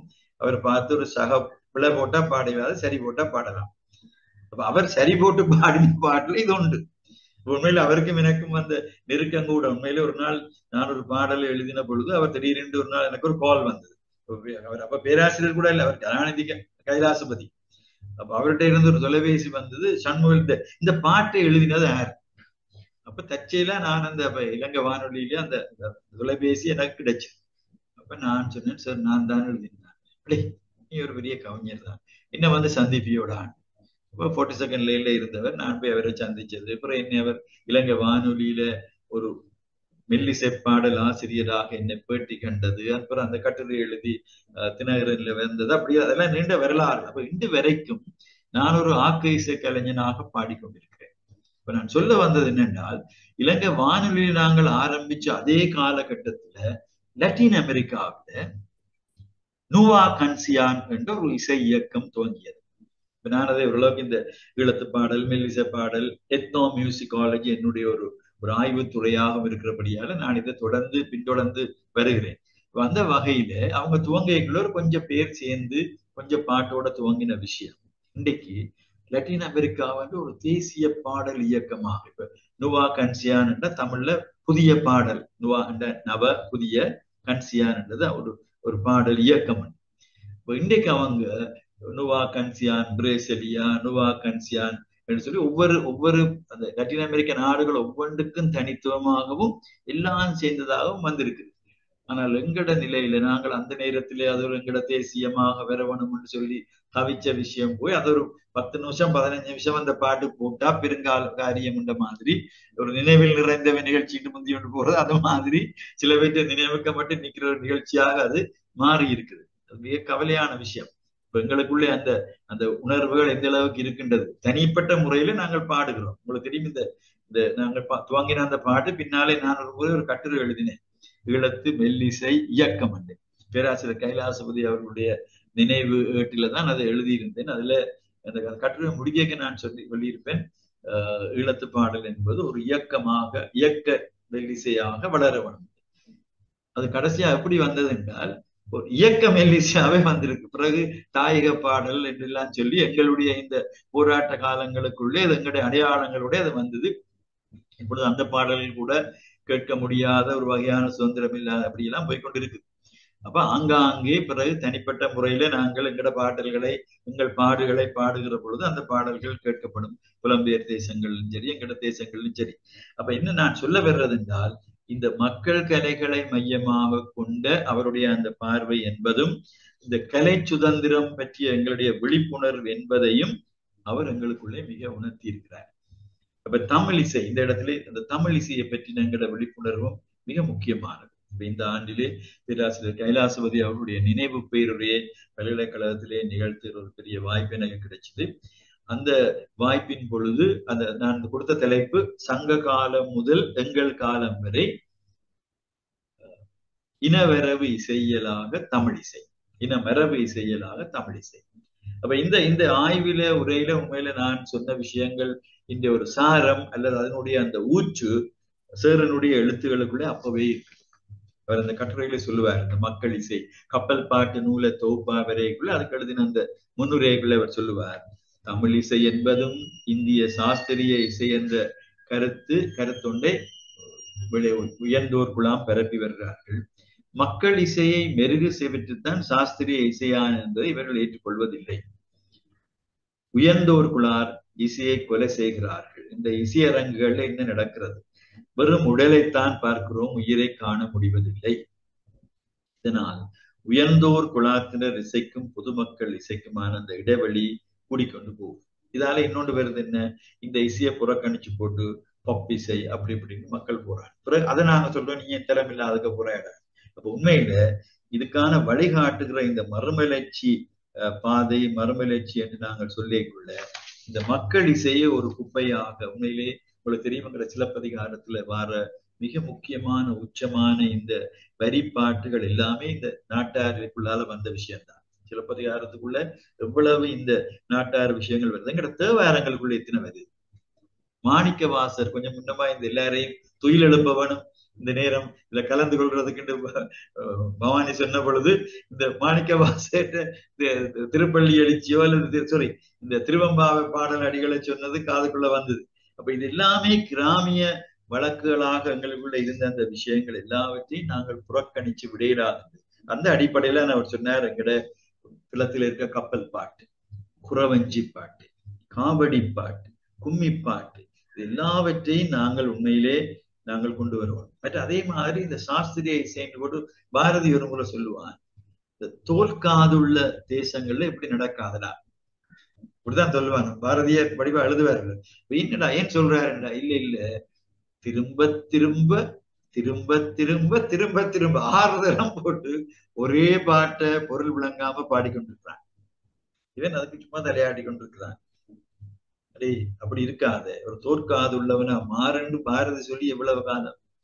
இன்றைக்கு கூட நாங்கள் எங்களுடைய ஆய்வு எங்களுடைய அரங்குகள்ல நாங்கள் போனோம்னா தெரியும் உண்மையிலே. மற்றது இந்த தமிழ் இசையை பற்றி நான் எழுதுகிற ஆய்வாக்கையில அது சார் அதெல்லாம் மிக நுட்பமாக உங்களுக்கு தெரியும். நாங்கள் இந்த தமிழ் இசை என்பதை பற்றி ஆய்ந்த எங்களோட ஒரு மிகப்பெரிய அறிஞர் இருக்கிறார், சுவாமி விபுலானந்தர். மட்டக்களப்பு எங்கட சுவாமி விபுலானந்தர் அண்ணாமலை பல்கலைக்கழகத்துல இருந்து இந்த யாழ் நூலை எழுதியதும், இந்த யாழை பற்றின அவருடைய அந்த தமிழ் மொழியில எங்கட பண்ணினுடைய மூலங்கள் எப்படி இந்த எங்கட சாஸ்திரிய இசைக்குள்ள வந்ததுன்றதை பற்றி எல்லாம் நிறைய சொல்லியிருக்கார். அதையெல்லாம் நாங்கள் மேற்கொண்டு போகாமலேயே நாங்கள் எங்களுக்கு தியாகராஜ சுவாமிக்கு யாரும் எதிரில்லை. அவருடைய இந்த மகானுபாவு அந்தரிக்கு வந்தனமோ அது மிக உயர்ந்தது, உச்சமானது. அவர் தெலுங்குல பாடுவது என்பது தமிழ்ல பாடப்படாததுக்காக பாடல, அவர் தங்க தாய்மொழியில பாடியிருக்கிறார். ஆனால் உங்களுக்கு தெரியும் எங்கட தமிழ்நாட்டுல எங்கட பிரதேசங்கள்ல நடந்த துயரங்கள் எல்லாம் இருக்கല്ലോ. உங்களுக்கு தெரியும் இந்த தண்டபாணி தேசிக்கிற தெரியும் தானே, பின்னால சினிமாவில நந்தனார் அதுல எல்லாம் அந்த தண்டபாணி தேசிக்கிற தமிழ் இசை இயக்கம் ஒன்று நடத்த வேண்டியது. என்ன இயக்கம் சொல்லுங்க பாப்போம். தமிழில பாடுறதுக்கு ஒரு இயக்கம் நடத்த வேண்டி இருக்குன்னா, இந்த மொழியில நான் பாடுறதுக்கே ஒரு பெரிய போராட்டம் மூவ்மெண்ட் நடத்த வேண்டிய ஒரு துரதிர்ஷ்டம் எங்கள்கிட்ட இருந்திருக்கு. அப்ப அவர் ஒரு முறை அவருடைய அந்த பாட்டை அங்க பாடியிருக்கிறார். அவர்கிட்ட அந்த இடத்துல போய் அதை ஒரு பெரிய அரங்கத்துல அவர் பாடி முடிக்க இவங்க போய் அந்த மேடையை கழுவி இருக்கிறாங்க, தீட்டுப்பட்டு. இதை விட ஒரு கொடிய வரலாறு தமிழருக்கு தேவையில்லையே. எங்களோட பண்பாட்டு வரலாற்று எழுதுகை அல்லது பண்பாட்டு எழுதுகை என்பது இந்த விஷயங்களை அடிக்கோடிட்டு இதை மாத்தாத வரைக்கும் எங்களுக்கு ஒரு பண்பாடு இருக்குன்னு சொல்லலாமா? அப்ப இப்படி நிறைய மைல்கல்லான விஷயங்கள் கணக்கு இருக்கு. அப்ப அவர் உண்மையில சொல்றாரு, அந்த இசை இல்ல லகு சங்கீதம் என்று தள்ளுகிறது போறது என்றது உண்மையில சேரிட்ட நிறைய நகைச்சுவையும் இருக்கு. அவர் எழுத்துல உங்களுக்கு தெரியும், நான் சொன்னேன் கம்யூனிகேஷன் உண்டு. இப்ப நாங்கள் அவரை இன்றைக்கும் வாசிக்கிறதுக்கு பின்னால ரொம்ப வறண்ட எழுத்த வாசிக்க மாட்டோம். அவர் வச்சு சொல்றாரு, இந்த பிறமொழி சாஸ்திரிய இசைக்கு தமிழ் கூறும் நல்லுலகில் எத்தனை வரவேற்பு இருந்திருக்கிறது என்பதுக்கு இது ஒரு 2 கதை, நகைச்சுவை கதை. இக்கால கதையை முதல்ல பார்ப்போம். பொதுமக்கள் பெருந்திரளாக கூடி காவல் நிலையத்தில் பெரும் ஆர்ப்பாட்டம் செய்கிறார்கள். கனவேர் கூடி போலீஸ் ஸ்டேஷனுக்கு முன்னாலே இருக்கிறார்கள். உடனே காவல்காரர் ஒருவர் பாகவதர் வீட்டுக்கு ஓடி போகிறார். பாகவதர் முன்பாக சென்று வணக்கம் தெரிவிக்கிறார். ஐயா பாகவதரே, எம்மை காப்பாற்றுங்கள். காவல் நிலையத்தின் முன்பாக மக்கள் கூடி ஆர்ப்பாட்டம் செய்கிறார்கள். நீங்கள் வந்து 2 பாட்டு பாடுங்கள், கூட்டம் அப்படியே கலைந்து போகும். எனக்கு அப்படி சொல்லிகளே எனக்கு மனசுக்குள்ள என்னவோ செய்யுது. ஆனால் இது ஒரு வெறும் கற்பனை கதை தான் என்று அவர் சொல்லுகிறார். ஆனால் இதுக்கு பின்னாலே அவ்வளவு மன நொந்திதை எழுதியிருக்கிறார். அவர் உண்மையிலே அப்படி அல்ல. அவர் சாஸ்திரிய இசை, குறிப்பாக நாதஸ்வர இசையை பற்றி அவரை போல எழுதியவர் யாரும் இல்லை. சரி, அப்ப நான் இதுக்குள்ள நிறைய போகல, அது இசைக்க மட்டும். ஆனாலும் அவருடைய அந்த எழுத்துக்களினுடைய அந்த அடிநாதமாக இருந்தது இந்த மக்கள் கலை, மக்கள் இசை என்ற வகையில தான் நான் இதை சொல்ல வேண்டி வந்தது. அப்ப இந்த வகையில தான் இந்த அவருடைய எழுத்துக்கள்ல எவ்வளவு தெரியும், இந்த மக்கள் இசை எவ்வளவுக்கு இனிமை நிரம்பியது, நாதஸ்வர இசை வல்லவர்கள், தேவார திருவாசகங்களை வாசிப்பது என்ற அந்த விடயங்களை பற்றி எல்லாம் நிறைய சொல்லியிருக்கிறார்.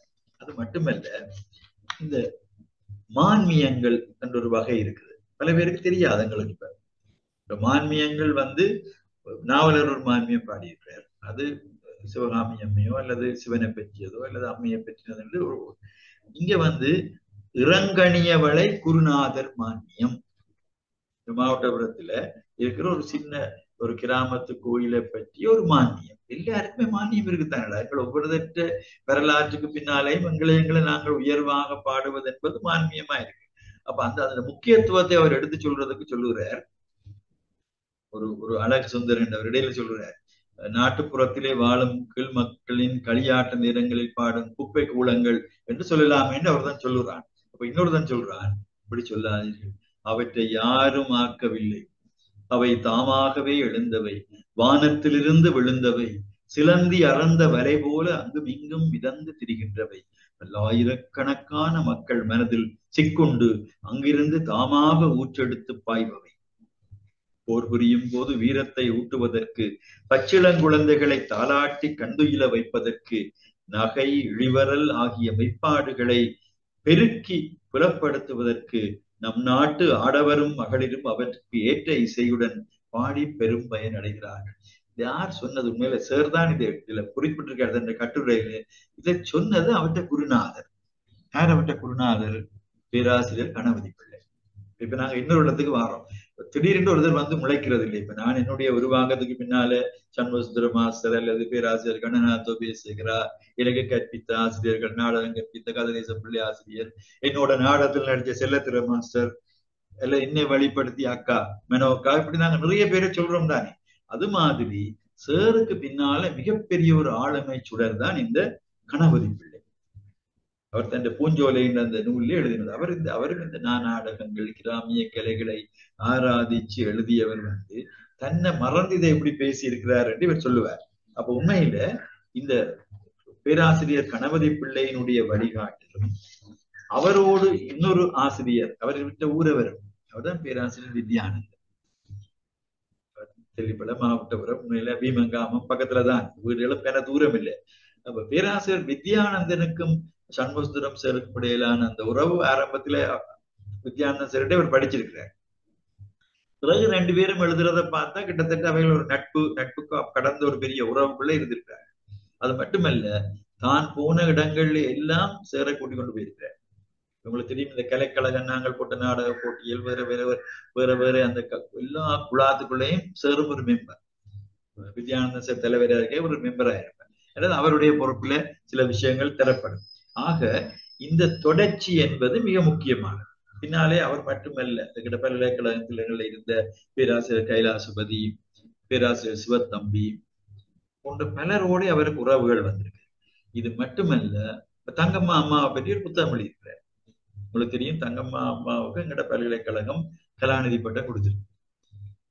அந்த கலாநிதி பட்டம் அவருடைய பெரிய ஆய்வு அதற்கு இல்லை, அவருடைய அந்த சமூக பணிதான் முக்கியமாக அண்டர்லைன் பண்ணப்பட்டது. இங்க பேசியக்குள்ள குலராட்சி இருந்துச்சு, என்னுடைய PhD தீசிஸ் கூட நியூ ஃபேஸ் ஆஃப் துர்கா. உண்மையில தெல்லிப்பளை துக்கியம்மன் கோயிலை மையப்படுத்தினதான் அந்த ஆய்வு. இப்ப நான் மாஜனா காலேஜ்ல படிக்கக்குள்ள தெல்லிப்பளை துக்கியம்மன் கோயில எங்களுக்கு மாஜனா காலேஜ் ஒரு திருவிழா இருக்கு. அது போய் சின்ன ஒரு நடுத்தரவையான ஒரு சின்ன கோயில். அந்த திருவிழால போய் தேவாரம்பாடி போட்டு வருவோம். ஆனா நான் இங்கால கொழும்புக்கு வந்துட்டேன். கொழும்புல வந்து நான் திருப்பி போய்க்கொள்ளுக்கா பார்த்தோம், அது பெரிய பூரக்களோட எல்லாம் ஒரு பெரிய கிடைத்த செய்திகளையும் வாசிப்போம். அப்ப இந்த எழுச்சிக்கு பின்னாலே என்ன இருந்திருக்கு? அது மட்டுமல்ல, தங்கம்மா அம்மா நான் மாஜனால படிக்க, அவ ஜூனியர் கல்லூரியின் ஒரு ஆசிரியர். இப்ப நாங்கள் அங்க இருந்து நாடகம் போடுவோம், அவர் நாடகம் போடுவார், 2 நாடகமும் போட்டி போடும். அப்ப அவர் தங்கம்மா டீச்சர் தான். ஆனா பிறகு நான் அவ இந்த ஆய்வு செய்கிற நேரம் போய்க்கல, அவ அம்மாவா போறேன். அம்மாவை நானும் கூட்டத்துல இருந்து இதை பற்றி எல்லாம் நிறைய உரையாடும். ஆக இந்த மாற்றம் வளர்ச்சி எல்லாவற்றையும் தன்னுடைய உள்ளுணர்வால உணர்ந்தவராக, அவரு கலாநிதி பட்டம் கொடுத்ததுக்காக அவரை பற்றி புத்தகம் எழுது. அவர் அந்த புலத்துக்குள்ள மாலைக்குள்ளேயே அவருடைய அந்த ஆளுமை, அவருடைய அந்த உரையாடல் திறன், கொஞ்சம் முன்ன இந்த உரையாடலை பற்றி சொன்ன வந்து அவரை பற்றி எழுந்த நூல்லேயே அவர் ஒவ்வொரு தேசங்கள்லையும் போய் ஒரு முறை பண்டிதமணி சார்கிட்ட கேட்டா, அப்படியே இந்த தங்கம்மா என்ற பேச்சும் எங்கட மணியையா நெல்லை ஆதீனத்துல இருந்த நெல்லை ஆதீனம் மணியையா, அவர் பின்னாலே அவர் பரமாச்சாரிய சுவாமியா வந்த முதலாவது ஆதீனம், அவருடைய அந்த பேச்சும் மக்கள்கிட்ட ஏண்டா எடுபடுது என்று பண்டிதமணி கேட்டிருக்கிறார். அப்ப இவர் சொல்லுறார், அதோடய எழுதுவார், சொல்றார், பண்டிதமணி இப்படி வில்லங்கமான கேள்வி கேட்டால் மௌனமா இருப்பதுதான் அதற்கான மறுமொழிட்டு நான் மௌனமா இருக்க அவரே சொல்லி இருக்கிறார். டேய், அளவா பேசுறது, தெளிவா பேசுறது, நல்ல உதாரணங்களோட பேசுறது, இனிமையா பேசுறது. இதுல பாருங்க, அதுலயும் 2 விதம் இருக்கு. மணி ஐயா கதாபிரசங்கம் செய்வார், மத்தளத்தோட பாட்டு பாடி பாடிச்சு. தங்கம்மா அம்மா விருத்தமா பாடுவ, தேவாரம் பாடுவ, அந்த அவ தாளத்தோட பெரிய சங்கீதக்காரி அல்ல. ஆனால் அவனுடைய அந்த பேச்சில இருந்த அந்த இசை மக்களை தொட்டிருக்கு. இவருடைய இந்த இசையாகவே பேசின அந்த பேச்சு தொட்டிருக்கு. அப்ப இதுல எல்லாவற்றையும் விட இப்படிப்பட்ட இந்த ஆளுமையே தன்னுடைய ஒரு எழுத்துக்குரிய ஒரு ஆளுமையாக அவர் கொண்டு வந்தார் என்றதுதான் இப்ப நான் சொல்ல வர செய்தி. ஆக இந்த வகையில அவருடைய அந்த எழுத்துக்கள் ஒரு இந்த கிராமிய பக்கத்துக்கு போச்சுன்றது உண்டு. மற்றது இந்த காவடி கலை, அந்த கலையெல்லாம் விரைகளை கூட மிக தெளிவாக நான் இந்த அண்மையான அந்த வெளியீட்டுரைகளை கூட அந்த வாழ்த்துறைக்காக எங்களோட மாவட்டபுரம் ஆதீனம் ரத்ன சுவாதி குருக்கள் வந்திருந்தேன். அவர் அந்த வாழ்த்தி போட்டு அவர் புறப்படைங்க நான் சொன்ன ஐயா அவருக்கு இருந்து என்னுடைய அந்த தலைமை உரியர்களுக்கு சொல்லிக்கலாம் முக்கியமா அண்டர்லைன் பண்ணது இந்த காவடி பாட்டு மாவட்டபுரத்துக்கு அங்கால தள்ளி கொஞ்சம் இடத்துக்கு ஒரு காத்தவராயன் கோயில் இருக்கு. உங்களுக்கு தெரியும் காத்தவராயன் ஒரு குறிப்பிட்ட ஒரு சமூக வணங்குகிற அவர் ஒரு கடவுள் தான். அந்த காத்தவராயன் கோயில ஆடிக்கொண்டு வந்துதான் மாவட்டத்துல காவடிறாங்க. அது ஒரு வகையில பார்த்தா இந்த இரண்டு பண்பாடுன்ற மாதிரி. ஆனால் இந்த நூலை அவர் பதிப்பிக்கைக்குள்ள இதுக்கு துரைசாமி குருக்கள் ஆசிரியர் வழங்கியிருக்கிறார். இதுதான் சண்முகசுந்தர மாஸ்டருக்கு. சண்முகசுந்தர மாஸ்டர் இந்த நூலை அடிக்கைக்குள்ள காத்தவராயன் கோயில் காரணத்தையும் மாவட்டபுரம் கோயில் மாவட்டபுரம் கோயில் துரைசாமி ஐயா இப்ப இருக்கிற ஐயான்ட்டு அப்பாண்டே அப்பா அவர் அந்த ஆசிரியரை வழங்கினார். அப்ப ஒரு வகையில ஒரு அங்கீகாரத்துக்குரிய கருத்தியலாக இவற்றினை வெளிப்படுத்த வேணும் என்ற அந்த எண்ணத்தோடு தான் அவருடைய அந்த எழுத்துக்கள் அமைஞ்சிருக்கு. அப்ப இது மாதிரி அடுத்த விஷயம் என்னென்றால் என்னுடைய நேரமாகுது 6 மணி. இப்ப நான் சுருக்கமா முடிப்பேன். உண்மையில அடுத்தது என்னென்றால் இந்த அவருடைய இந்த நூல்களை நீங்கள் பார்த்தீங்க என்றால் மற்ற நூல்கள்ல காண கிடைக்காத பல முகங்கள் அதுக்கு வரும். பலருடைய கதைகள் வரும். நாங்கள் எங்களுடைய சமூகவியல்ல சொல்லுவோம் இந்த கேஸ் ஸ்டடிஸ் என்று சொல்லுவோம். கேஸ் ஸ்டடிஸ் என்றால் தமிழ்ல நாங்கள் விடயக்கலை ஆய்வு என்று சொல்லுவோம். சார் என்ற விடயக்கலை ஆய்வுகள் யாரை பற்றி இருக்கின்றால் யாழ்ப்பாணத்துக்கு முதல் நாதசுரத்தை கொண்டு வந்த கலைஞரை பற்றிய கேஸ் ஸ்டடியா இருக்கும். அல்லது இந்த உடுக்கு கலை அல்லது கரக காவடி பாடியவரை பற்றிய கதையாக இருக்கும்.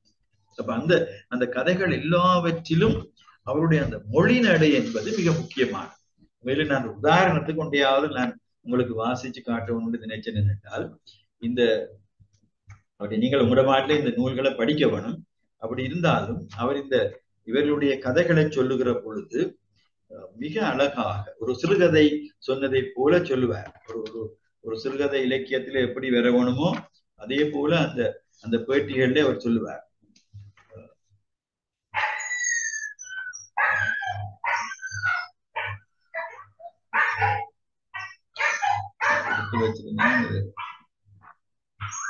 சரி, நான் உங்களுக்கு அதை சொல்லுறேன். நேரம் தேடிக்கொண்டிருக்கிறது.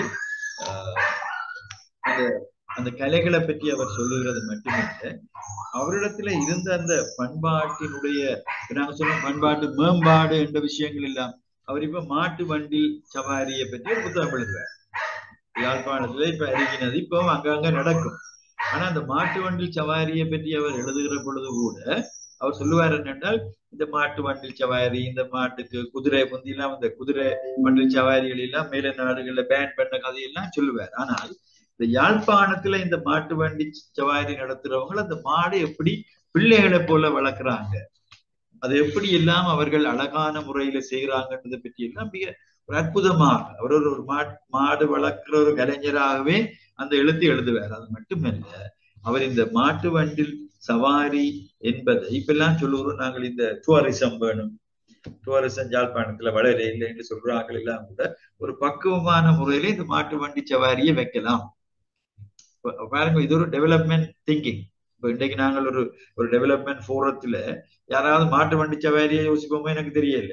நாங்கள் ஏதாவது வேறு ஏதாவது ஒரு யந்திரத்துல மேல நாட்டுக்கு பறக்கிற மாதிரி ஒன்றை உருவாக்கி அதுல சுத்த விடுவோம்னு யோசிப்போம். ஆக அவருடைய அந்த சிந்தனை என்பது ஒரு பழமையான அல்லது பழமைவாத சிந்தனை அல்ல. இதே போல அவர்களுக்கு ஒவ்வொரு விடயமும் முக்கியமாக நான் இதை என்னுடைய வெரி பர்சனலான விஷயம், என்னுடைய ஊரிலே ஒரு வசந்த நாடகம் இருக்கிறது. இந்த மலை இறங்கி பாடல்களை பற்றி எழுதுகிற பொழுது எங்கட ஊர் வசந்தனை தேடி வந்து அதை பற்றி எழுதுவார். நான் உண்மையில அந்த ஒரு 2 வரியை அதை எடுத்தேன். அதாவது மலை இறங்கி பாடல் எங்கட ஊர்ல இன்றைக்கு ஒரு 300-400 வருஷமாக நாங்கள் ஆடிக்கொண்டிருக்கிறது. இடைக்காலத்துல இடம்பெயர்ந்து ஆடாமல் போனது. திரும்ப அந்த வீரபத்திர கோயிலை நாங்கள் புனரமைச்சு இப்பவும் திரும்பவும் ஆடிக்கொண்டிருப்போம். எங்களுடைய ஒரு அடையாளம் மாதிரி.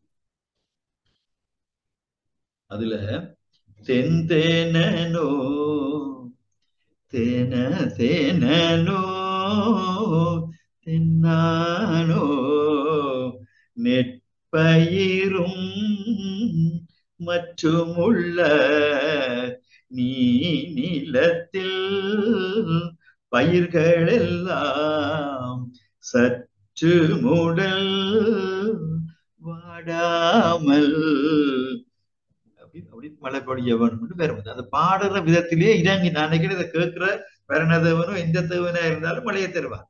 அப்ப இந்த பாடல் எங்கட பக்கத்து ஊரா இருந்தாலும் இப்படி ஒவ்வொரு மூல முடுக்கு எல்லாத்திலையும் போய் இந்த விவசாய புலங்கள் இதுகள் எல்லாமே செழிக்க வேண்டும் என்று சொல்லி அவர் இந்த இதெல்லாம் பாடுறார். அதே போல நான் ஏற்கனவே சொன்ன விஷயங்கள் இப்ப கிராமிய கலைக்குள்ள உள்ள அந்த பேதங்களால எப்படி கண்ணகி அம்மனை நாங்கள் ராஜராஜேஸ்வரியா மாத்தினது இப்ப கூட நிறைய இடங்கள்ல சண்டைகள் நடக்குது. மாத்தின கண்ணகி அம்மன் திரும்ப ராஜராஜேஸ்வரியை மாத்தி கண்ணகியா வந்திருக்காரு. இப்ப நான் இந்த வாரம் 31ஆம் தேதி நான் பக்தவத்சல பாரதி சார் அவர் என்னுடைய நண்பர், அவர் இந்தியாவில இருந்து வார நாங்க 2 பேரும் ஆரியம்பதி மட்டக்களப்பு ஆரியம்பதி கோயில்ல நடக்கிற அந்த 10 நாள் சடங்கையும் முழுமையாக தரிசிப்பதற்கு போக இருக்கிறோம். அங்க இந்த மாற்றங்கள் இல்லை மட்டக்களப்புல. இப்ப இந்த தாய் வழி சமூக அமைப்பு மட்டக்களப்பு கிராமிய தன்மை எல்லாமே இந்த வழிபாட்டுக்குள்ள நிக்குது. அப்ப இந்த விடயங்கள் எங்கட புலங்கள்லயும் இருக்குது. நாங்கள் சும்மா ஆர்வனாளர் மாத்தி போட்டாருன்னு சொல்றது, ஆனா அவர் மாத்தினாலும் அது இருக்குது. அது ஏதோ ஒரு வேலை இல்லைன்னா பேருக்குள்ள மாறு பண்டித்தளச்சி கண்ணகா பரமேஸ்வரி தெரியும். கண்ணகியும் பரமேஸ்வரியும் கம்பைண்டா வருவேன். அப்ப உண்மையில இது எங்கட ஆத்மாவுக்குள்ள அழியாத விஷயங்கள். அப்ப இதே போல நிறைய விஷயங்கள் அவர் உண்மையில ரொம்ப கிரிட்டிக்கலா இருந்திருக்கிறார். இப்ப தமிழ்நாடு என்றதுக்காக அவர் ஒரு அடிமைத்தனமா போகையில் அல்லது மேலே இல்ல உங்களோட சொல்லணும் உங்களுக்கு.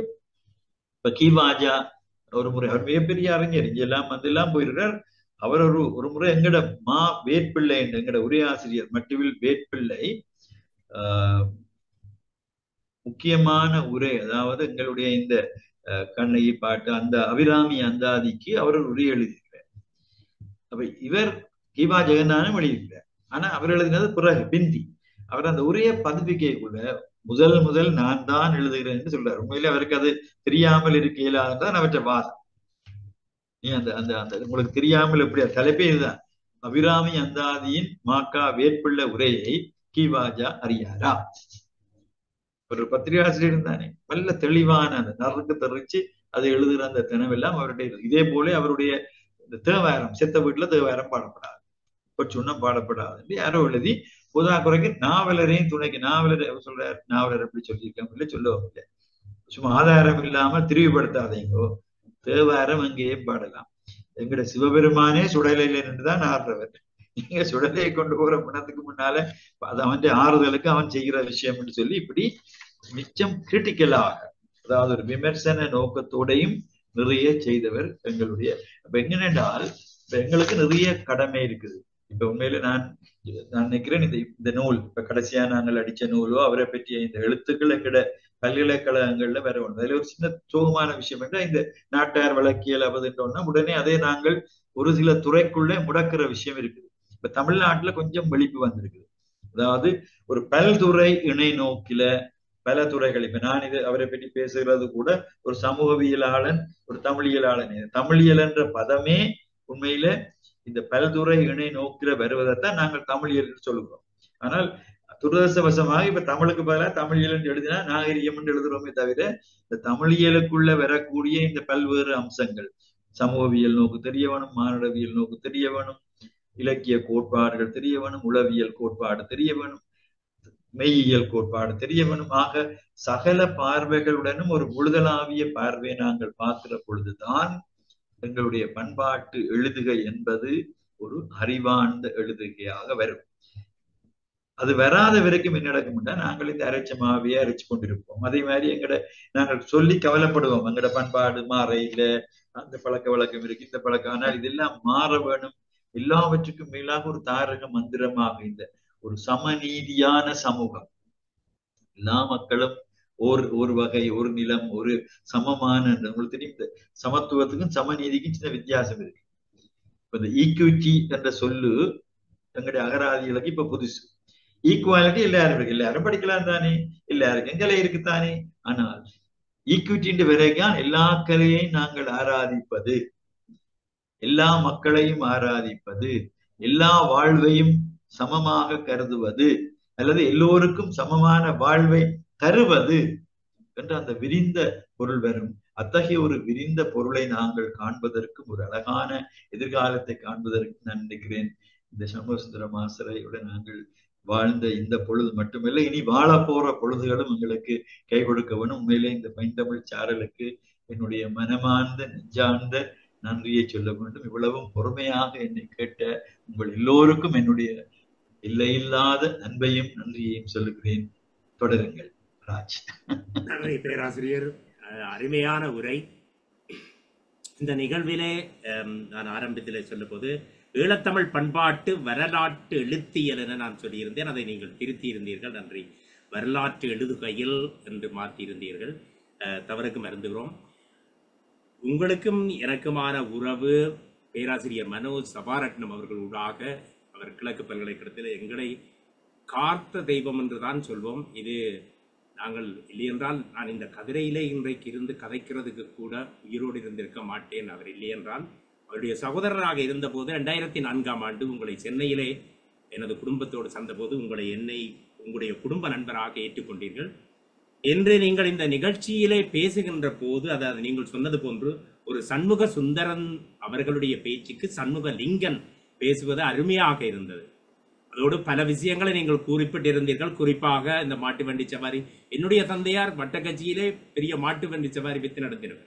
அப்போது அந்த பழைய நினைவுகளுக்கு கொண்டு சென்றீர்கள். இன்றைக்கு தெலுங்கு கீர்த்தனைகளினால் இந்த வெளிநாட்டு புலம்பெயர்ந்த தமிழ் வாழ்விலேயும் கூட நாம் பிள்ளைகளுக்கு அதைத்தான் புகுத்த வேண்டும் என்றிருக்கிறோம். அது தெரியாமல் விட்டால் ஞானசூன்யமே உனக்கு ஒன்றும் தெரியவில்லையா என்று கேட்கிற நிலைமைக்கு வந்திருக்கிறோம். காரணம், இந்த தமிழ் எங்களுடைய மரபுகள், எங்களுடைய இலக்கியங்கள், நாட்டுப்புற இலக்கியங்களை அழித்து மற்ற இதுகளுக்கு செல்வதனால். சரி, நேரத்தை எடுத்துக்கொள்ளாது பைந்தமிழ் சாரல் உங்களுக்கு மீண்டும் மீண்டும் நன்றி கூற கடமைப்பட்டிருக்கிறது. நீங்கள் இந்த நிகழ்விலே கலந்து கொண்டு சிறப்பித்தது எமக்கு பெருமை.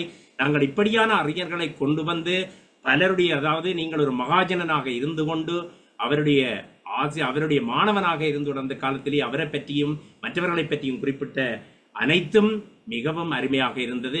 சரி, நேரத்தை எடுத்துக்கொள்ளாமல் ஒவ்வொருவருக்கும் நான் 3 நிமிடங்கள் இங்கே உரையாற்றுவதற்கு உங்களுடைய அனுபவங்களையும், நீங்கள் மாணவர்களாக இருந்திருப்பீர்கள், அவருடைய தமிழருவி சண்முக சுந்தரம் அவர்களுடைய மாணவராக இருந்திருப்பீர்கள், உங்களுடைய கருத்துக்களை தெரிவிக்கலாம். உங்களுடைய கை சமிக்கைகளை நீங்கள் காட்டினால் நான் உங்களை ஒவ்வொருவராக அழைத்துக் கொள்ள முடியும். அதன் பிற்பாடு இறுதியாக அவருடைய மகனாரும் நம்மோடு இணைந்திருக்கிறார், அவருடைய உரையையும் கேட்போம். வணக்கம். நீங்கள் யாராவது கருத்து தெரிவிக்க வேண்டால் உங்களுடைய கை சமிக்கைகளை காட்டுங்கள். 3 நிமிடம் உங்களுக்கு தருகிறேன். சரி, முதல் அழைப்பதற்கு முந்தைய இங்கே கவிஞர் ஓவியர் ஆதவன் அவர்கள் நம்மோடு இணைந்திருக்கிறார். அவரை முதல் இந்த அரங்குக்குள் அழைத்துக் கொள்வோம். வணக்கம். வணக்கம். இன்றைய பொழுது மிகவும் ஒரு அருமையான பொழுதாக அமைந்தது. நீண்ட காலத்துக்கு பின்னர் என்னுடைய கண்ணுலிங்கம் அண்ணா அவர்களுடைய குரலையும் பாட்டையும் இசையையும் கேட்டேன். அத்துடன் எனது ஆசிரியர் சண்முகசுந்தரம் அவர்களுடைய நினைவையும் நான் மீட்டுக் கொண்டேன். அவர் எனக்கு அரசியல் கற்பித்தார். அவர் என்னை மிகவும் ஊக்கப்படுத்துவார். ஆனால் நான் தான் அதை தட்டி கழித்து பின்கதவால கிளாஸ்ல கட் பண்ணிட்டு ஓடிடுவேன். மிகவும் மிகவும் ஒரு அருமையாக என்னை ஊக்கப்படுத்திய ஒரு ஆசிரியர். ஆழ்ந்த அறிவுள்ளவர், மிகுந்த ஆழ்ந்த அறிவுள்ளவர். நான் எழுதுகின்ற சிறுகதைகளை விமர்சிப்பார், அதை ஊக்கப்படுத்தியுள்ளார், கவிதைகளை ஊக்கப்படுத்தியுள்ளார். என்னுடைய அப்பாவுடன் நிறைய நெருங்கிய நண்பர்களாகவும் அன்புடையவர்களாகவும் இருந்திருக்கிறார்கள். சக தோழர்கள் போல பழகிவிட்டார். அத்துடன் அவருடைய மகன் மூத்தமான அருள்முருகன் என்னுடைய படித்திருக்கிறேன். பிறகு சிவத்தம்புடன் படித்திருக்கிறேன். பிறகு மெடிக்கல் தொடர்பாக வரும் முழுசருடன் பழகியிருக்கிறேன். அப்படி அவர்களுடைய குடும்பமும் எங்களுடைய குடும்பமும் மிகவும் நெருக்கமாக இருந்தது. இந்த உரை தொடர்பாக எனக்கு மிகவும் பிடித்திருந்தது. மிகவும் ஒரு நான் தத்துவத்துறையில் அங்கே கடமையாற்றிய பொழுது சண்ணண்ணாவும் அங்கே சமூகவியல் துறையில் கடமையாற்றி கொண்டிருந்தார். எங்களுக்கு இடையிலே தத்துவ சண்டைகளும் சமூக சண்டைகளும் வந்திருக்கிறது. அத்துடன் கவியரங்கங்கள், அத்துடன் சுந்தரமூர்த்தி நாயனாருக்கு அவர் நடிக்கும் பொழுது நான் அவர்கிட்ட மாப்பிளத்தோழனாக நடித்திருக்கிறேன். ஒரு வசனம் இல்லாமல். அப்ப அந்த நாடகம் அப்படியான நிறைய அனுபவங்கள் இருக்கு. ஆனால் இந்த உரையின் முக்கியத்துவத்துல நான் ஒரு மெய்யியல் துறை மாணவன் என்ற அடிப்படையில் இந்த உரையின் முக்கியத்துவம் என்னவென்றால் அந்த மேலைத்தேய ஆய்வு முறைகளும் கீழத்தேய ஆய்வு முறைகளுக்கும் ஆன ஒரு ஒரு கிளாரிட்டி அல்லது அதை எவ்வாறு புரிந்து கொள்வது என்பதை பற்றி மிக அழகாக எடுத்துச் சென்றார். இப்போ நாங்கள் எல்லாவற்றையும் நாங்கள் இந்த விஞ்ஞான சயின்டிபிக் மெத்தடாலஜி கூடத்தான் அளக்கும். ஆனால் அந்த குற்றமட்டை அந்த அளவுகோல் எங்களுடைய கீழத்திய இலக்கியங்களுக்கோ அல்லது கீழத்திய மதங்களுக்கோ பொருந்தாது. நாங்கள் அதை வைத்து அளந்து கொண்டு ஆகவே இது சரியில்லை என்று விமர்சிப்பது ஆரோக்கியமற்றது. அந்த பணியை சண்முகசுந்தரம் ஆசிரியர் அவர்கள் ஆரம்பித்திருக்கிறார். அதை சண்ணன் அவர்களும் தொட்டு காட்டி அது கிழத்தைய ஆய்வு முறை கிழத்தைய கலைகளை ஆய்வதற்கும் ஒரு கீழத்தைய ஆய்வு முறை ஒன்று தேவைப்படுகிறது என்கின்ற உச்சத்தை இந்த இந்த இந்த உரையில் நான் காணக்கூடியதாக இருந்தது. அது மிக முக்கியம். அவ்வளவுதான். நன்றி, வணக்கம். நன்றி கவிஞர் ஆதவன் அவர்களே, உங்களுடைய சுருக்கமான கருத்துக்கு நன்றி. அடுத்ததாக நான் இங்கே துளசி விக்னேஸ்வரன் அவர்கள் இணைந்திருக்கிறார். அவரை அழைத்துக் கொள்வோம். வணக்கம். வணக்கம். உங்களுடைய ஒலிவாங்கியை சரி செய்து கொள்ளுங்கள். அனைவருக்கும் வணக்கம். என்னுடைய பெயர் விக்னேஸ்வரன். நான் அருள்முருகனுடைய சகலன், அதாவது அருள்முருகன் மனைவியின் சகோதரியை திருமணம் செய்தவன். அந்த வகையில் அவருடைய ஒரு குடும்ப உறுப்பினர். நான் ஐயா சண்முகலிங்கம் ஐயா ஆற்றிய உரை மிகவும் சிறப்பாக இருந்தது. அவர் மூலம்தான் எனக்கு சண்முகசுந்தரம் ஐயாவை கூடுதலாக அறியக்கூடியதாக தற்பொழுது இருந்தது. அவருடன் நான் பழகியது ஒரு ஆண்டு காலம் என்று தான் சொல்லலாம். அதுவும் அவர்களுடைய திருமண ஏற்பாடு செய்வதற்காகத்தான் நான் அவருடன் நெருங்கி பழகினேன். 85ஆம் ஆண்டு என்றுதான் நினைக்கிறேன். அந்த வகையில் நான் ஓராண்டு காலம்தான் அவருடன் நெருங்கி பழகினேன். அதில் உள்ள சிறப்பு என்னவென்றால், அவர் வீட்டுக்கு, நாங்கள் மானிப்பாயில் இருந்தோம், மாவட்டபுரத்துக்கு அவர் வீட்டுக்கு நான் சென்று அவருடன் திருமண சம்பந்தமாக கதைக்க சென்றாலும் அவர் அது பற்றி எதுவும் கதைப்பதில்லை. அவர் கதைப்பது முழுக்கவும் சைவத்தை பற்றியும் அறிவு சார்ந்த கருத்துக்களை பற்றியும் ஒரு முறை 2 மணித்தியாலத்துக்கு மேலாக திருக்குறளை பற்றி என்னுடன் உரையாடினார். அதன் பின் அவருடைய மனைவி அல்லது தியாகராஜ மாஸ்டர் வந்து இடையில் குறுக்கிட்டால்தான் அவர் அந்த திருமண சம்பந்தமான கதைகளுக்கு வருவார். மற்றும்படி அவர் என்னுடன் கதைத்த நாட்கள் முழுக்க அவருடைய அந்த அறிவு சார்ந்த அவருடைய எண்ணங்களை எனக்கு அறியக்கூடியதாக இருந்தது. அது மட்டுமல்லாமல் அவரின் இறுதி மரணச் சடங்கில் நான் கலந்து கொண்ட பொழுதுதான் அவருடைய உண்மையான ஒரு ஒரு சைவத்தின் மீதும் தமிழின் மீதும் அவர் எவ்வளவு ஈடுபட்டிருந்தார் என்பதை என்னால் அறிய முடிந்தது. அதாவது அவருடைய குடும்பத்தினருக்கு கூறியிருந்தார், எனது மரணச் சடங்கில் ஐயர் வரக்கூடாது என்று. நீங்கள் உங்களோட தேவாரம் திருவாசகங்களை பாடியே எனது மரணச் சடங்கை நடத்த வேண்டும் என்று கூறியிருந்தார். அன்று நாடக கலைஞர் வைரமுத்து அதில் ஒரு உரையாற்றினார். அப்பொழுதுதான் எனக்கு அவர் கலையில் எவ்வளவு ஈடுபாடு உடையவராக இருந்தார் என்பதை அறியக்கூடியதாக இருந்தது. மேலும் சில பேராசிரியர்கள் அங்கு உரையாற்றிய பொழுதுதான் அவர்களுடைய சிறப்பு என்னால் அறியக்கூடியதாக இருந்தது. இதற்கு இன்னொரு காரணம், நான் படித்தது யாழ் மத்திய கல்லூரியில். அப்போ படித்த காலங்களில் எங்களுக்கு அவ்வளவு தூரம் இந்த தமிழில் ஈடுபாடு இல்லை. ஆகவே அவரை பற்றி அறிய முடியாமல் இருந்தது. அத்துடன் அவர் இறுதியாக அவர் மரணிப்பதற்கு ஒரு 3 நாட்களுக்கு முதல் அவர் என்னுடன் ஆற்றிய உரை இன்னும் எனது காதுகளில் ஒலித்துக் கொண்டிருக்கிறது. அதாவது அவர் தெல்லிப்பளை வைத்தியசாலையில் நோய்வாய்ப்பட்டு படுத்திருக்கிறார். நான் அவரை பார்க்க சென்றேன். அப்பொழுது அவர் என்னுடைய கையை பிடித்து, உங்களுக்கு தெரியும் ஒரு திருமண பேச்சுவார்த்தைகள் என்றால் அங்கு இவ்வளவு பிச்சல் புடுங்கள் எல்லாம் வரும் என்று அவர் கடைசியாக இறுதியாக சொன்ன வார்த்தைகள், நீங்கள் நாங்கள் கதைத்தது நடந்தது ஒன்றையும் கணக்கெடுக்க கூடாது. நீங்கள் எல்லோரும் ஒற்றுமையாக, நீங்கள் 2 குடும்பமும் மிக ஒற்றுமையாக இருக்கணும் என்று கூறினார். அதன்படி அவர் அருள்முருகனார் என்னுடன் ஒரு சகோதரனாகத்தான் பழகிறார். அதற்கு ஒரு உதாரணமாக சொல்ல போனால் அவருடைய பிள்ளைகள் 2 பேருடைய திருமணத்தையும் ஐயரை அழைக்காமல் என்னை அழைத்து என் தலைமையில் தான் நடத்தி வைத்தார்கள் என்பது ஒரு ஒரு ஒரு எடுத்துக்காட்டாக இருக்கிறது. அந்த வகையிலே நான் சண்முகசுந்தரம் ஐயா அவர்களின் குடும்பத்தில் ஒரு உறுப்பினராக இருப்பதை அறிந்து மிகவும் பெருமை அடைகிறேன். வேறு அவரை பற்றி இனிமேல் தான் அவருடைய என்றால் இவர் அருள்முருகனார் என்னோடு பழகும் வரையும் இவ்வளவு புத்தகங்கள் அவர் எழுதியிருக்கிறார் என்பது ஒரு முறையும் அவர் என்னிடம் கூறியதில்லை. அவர் கடைசியாக நோர்வே சென்ற பொழுதுதான் அவருக்கு கூட இந்த இவ்வளவு நூல்கள் அவர் எழுதியிருக்கிறார் என்பதை அவரால் அறியக்கூடியதாக இருந்தது. அந்த வகையிலே இனிமேல் தான் அவருடைய புத்தகத்தை எடுத்து படிக்க வேண்டும் என்று இருக்கிறேன். அனைவருக்கும் நன்றி, வணக்கம். வாழ்க வளமுடன். சண்முகலிங்கம் ஐயா இந்த பேச்சு நாள் முழுக்க கேட்டுக்கொண்டிருக்கலாம் போல இருக்கு. நேரம் போயிட்டுது. மேலும் நிறைய இந்த கலந்துரையாடல்களில் இணைய விருப்பமாக இருக்குது. எல்லாம் கணவர் சொல்லிட்டார். நன்றி ஐயா. வாழ்க வளமுடன்.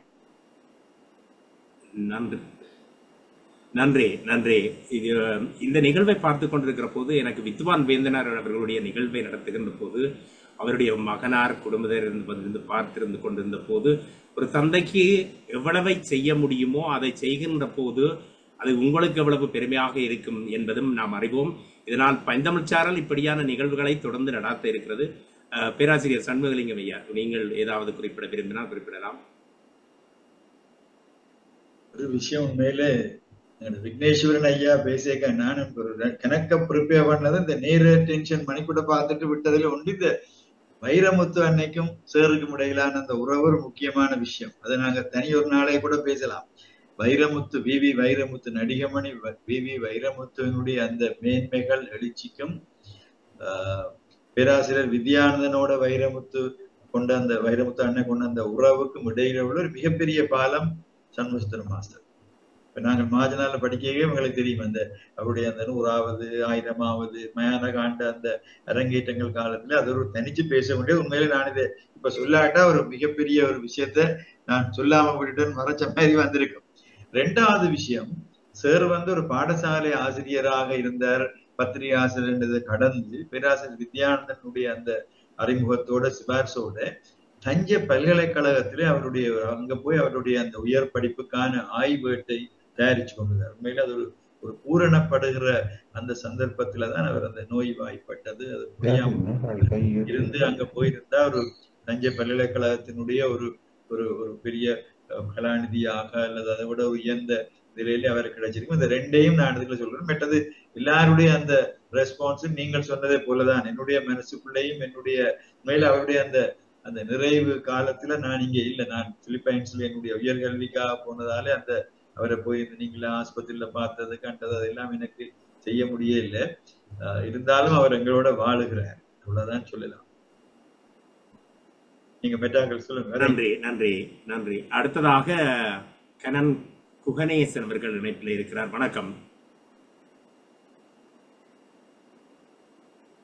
வணக்கம். உங்களுடைய ஒலிவாங்கியை சரி செய்து கொள்ளுங்கள். வணக்கம். வணக்கம் ஐயா. எனது இமைப்பொழுதும் என் நெஞ்சில் நீங்காதான் தாழ்வாழ்க. சண்முகலிங்கம் ஐயா அவர்கள் எனது ஊரை சார்ந்தவர், எனது இனிய நண்பன். பல வருடங்களுக்கு பிறகு அவரை நேர் காணுகின்ற சந்தர்ப்பம் கிடைத்தது. அது எனக்கு மிகவும் மகிழ்ச்சியாக உள்ளது. சண்முகசுந்தரம் மாஸ்டரை பொறுத்தவரையில் அவர் எனக்கு ஆசிரியர் மாஜனா கல்லூரியில். நான் கிட்டத்தட்ட 1972ஆம் ஆண்டு நினைக்கிறேன் மாயனா கல்லூரியின் தமிழ் மன்ற தலைவராக இருந்த பொழுது அவர் எனக்கு ஒவ்வொரு கிழமை நாங்கள் ஒரு பேச்சாளரை எடுத்து நாங்கள் பேச வைப்போம். உள்நாட்டிலிருந்தும் வருவார்கள், வெளிநாட்டிலிருந்தும் வருவார்கள். அந்த நிகழ்ச்சிகளை மிகவும் சிறப்பாக நடத்துவார். அவர்தான் அந்த உபபோசகர் என்ற நிலைமையில் இருந்தார். எனக்கு உறுதுணையாக இருந்த அந்த நிகழ்ச்சிகளை சிறப்பாக நடத்துவதற்கு உதவியாக இருந்தார். அவரது தமிழ் பற்றும் தமிழ் அறிவும் மிகவும் உன்னதமானது என்பதை நான் கூற வேண்டும். ஐயா அவர்கள் இன்னொன்று நான் சொல்ல வேண்டும். மாயனா கல்லூரியில் கிட்டத்தட்ட நான் 72ஆம் ஆண்டு மட்டுக்கும் இந்த டினர் ஸ்பீச் என்பதை ஆங்கிலத்தில் தான் பேசுவார்கள். ஐயா அவர்கள் என்ன செய்தார்கள் என்றால் முதலாக என்னை தமிழில் டினர் ஸ்பீச்சை பேச வேண்டும் என்று தயார்படுத்தி என்னை பேச பண்ணினார். அதனால் ஒரு அதுக்கு பிறகுதான் தமிழ் டினர் ஸ்பீச்சுகள் மற்ற கல்லூரிகளும் அதை தொடரக்கூடியதாக இருந்தது என்றதை நான் கூறி வைக்க விரும்புகின்றேன். மற்றது எனக்கு அவர் என்னோ தெரியவில்லை, சண்முகலிங்கம் ஐயா போது என்னிடமும் அவர் மிகுந்த அன்பும் பற்று நிறைந்த ஒரு மனிதர், ஒரு சிறந்த மனிதர். அவர் ஆற்றிய உரைகள், ஆற்றிய பணிகள் எனக்கு இன்று மிகவும் தெளிவாக மனதில் பதிந்துள்ளது. தங்கம்மா அப்பா குட்டி அவர்களை பற்றியும் கூறினார்கள். அம்மா அவர்களும் நான் யூனியன் கல்லூரியில் கற்ற பொழுது எனக்கு தமிழ் ஆசிரியை. அவர் எனக்கு சேர்க்குலார் விழாவில் எனக்கு தங்க பதக்கத்தை எடுத்து தருவதற்காக மிகவும் சிறப்பாக பணியாற்றி எனக்கு உதவிகள் கூறியுள்ளார் என்றதை கூறி முடிக்கின்றேன். சண்முகலிங்கனாருக்கு திரும்பவும் எனது நன்றிகளும் வணக்கங்களும். உங்கள் பேச்சை நான் வாழ்த்துகிறேன், மெச்சுகிறேன், வணங்குகிறேன், மகிழ்கின்றேன். நன்றி. எவ்வளவு காலத்துக்கு பிறகு இப்பதானே உன்னை பாக்குறேன் நான். இந்த பைந்தமிழ் சேரையில வந்ததுக்கு அது ஒரு பெரிய ஒரு பெருமதியான வெகுமதியா உணர்றேன். நன்றிடா, நன்றி நன்றி நன்றி நன்றி. அதே போல எங்கட பொன்னம்பல மாசத்த மகள் ஞானகளையும் உன்னோட நான் படிச்சனா எனக்கு ஞாபகம் இருக்காடான்னு கேட்கிறாள். எப்படி மறக்கலும். நன்றி நன்றி நன்றி நன்றி நன்றி நன்றி ஐயா. நன்றி நன்றி நன்றி. உங்களுடைய கருத்துக்கு நன்றி. அடுத்ததாக நாங்கள் யாரை அழைக்கலாம்? தயவு செய்து யாராவது உங்களுடைய கை சமிக்கையை காட்டினால் அழைக்கக்கூடியதாக இருக்கும். ஏனென்றால் இங்கே மகாஜனாவிலே படித்தவர்கள் இருக்கிறீர்கள். சண்முக சுந்தரம் அவர்களுடைய மாணவர்களாக இருப்பீர்கள். உங்களுடைய கருத்துக்களை கேட்பதற்கு ஆவலாக இருக்கிறோம். வணக்கம். யாராவது நீங்கள் கதைக்கணும். என்னடா நான் உங்களுடைய பெயர்களை அழைக்க விரும்பவில்லை. நீங்களாக முன்வந்து கை உயர்த்தினாலோ அல்லது உங்களுடைய ஒலிவாங்கியை சரி செய்து கொண்டு நீங்கள் பேசலாம்.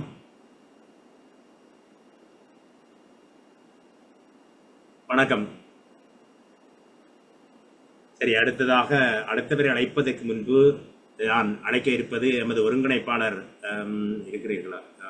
ஒருங்கிணைப்பாளர் பவானி சக்குன செல்வம் அவர்கள். வணக்கம். அனைவருக்கும் அன்பான வந்தனங்கள்.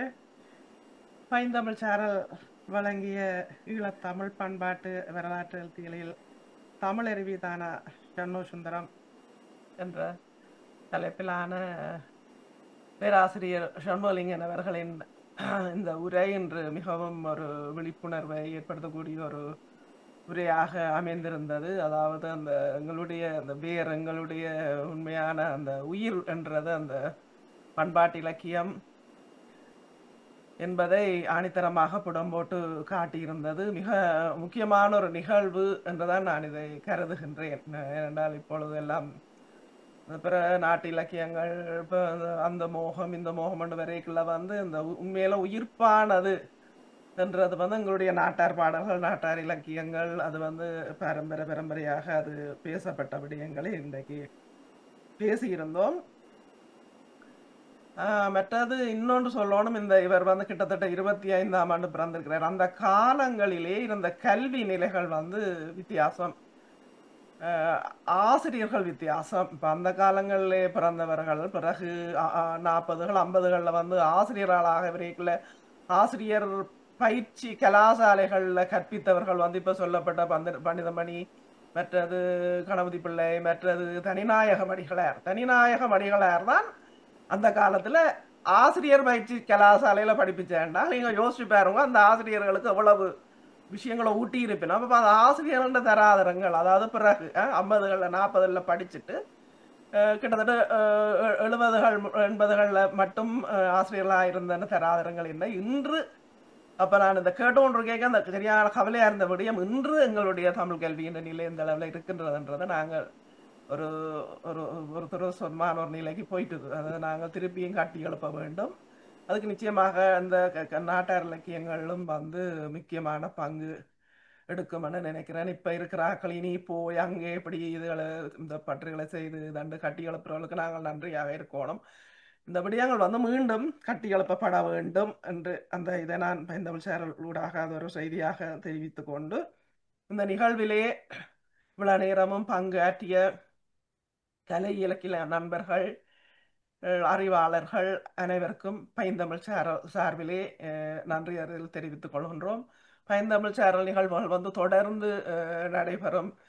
அடுத்தடுத்த நிகழ்வுகளில் 2 புத்தகங்கள், அதாவது வடகோவை வரதராஜன் அவர்கள் எழுதிய புத்தகம் அடுத்த வருடம் ஆளப்போகும் வேர், மற்றது ஒரு இளம் எழுத்தாளர் புஷ்பா இளம் எழுத்தாளர் அதாவது கந்தர்மட மஜந்தன் எழுதிய ஒரு புத்தகம் மரணங்களின் சாட்சியாக இந்த 2 புத்தகங்களும் ஆய்வுக்கு வரும் அடுத்த நிகழ்வு. அதுக்கு அடுத்த நிகழ்வாக பேராசிரியர்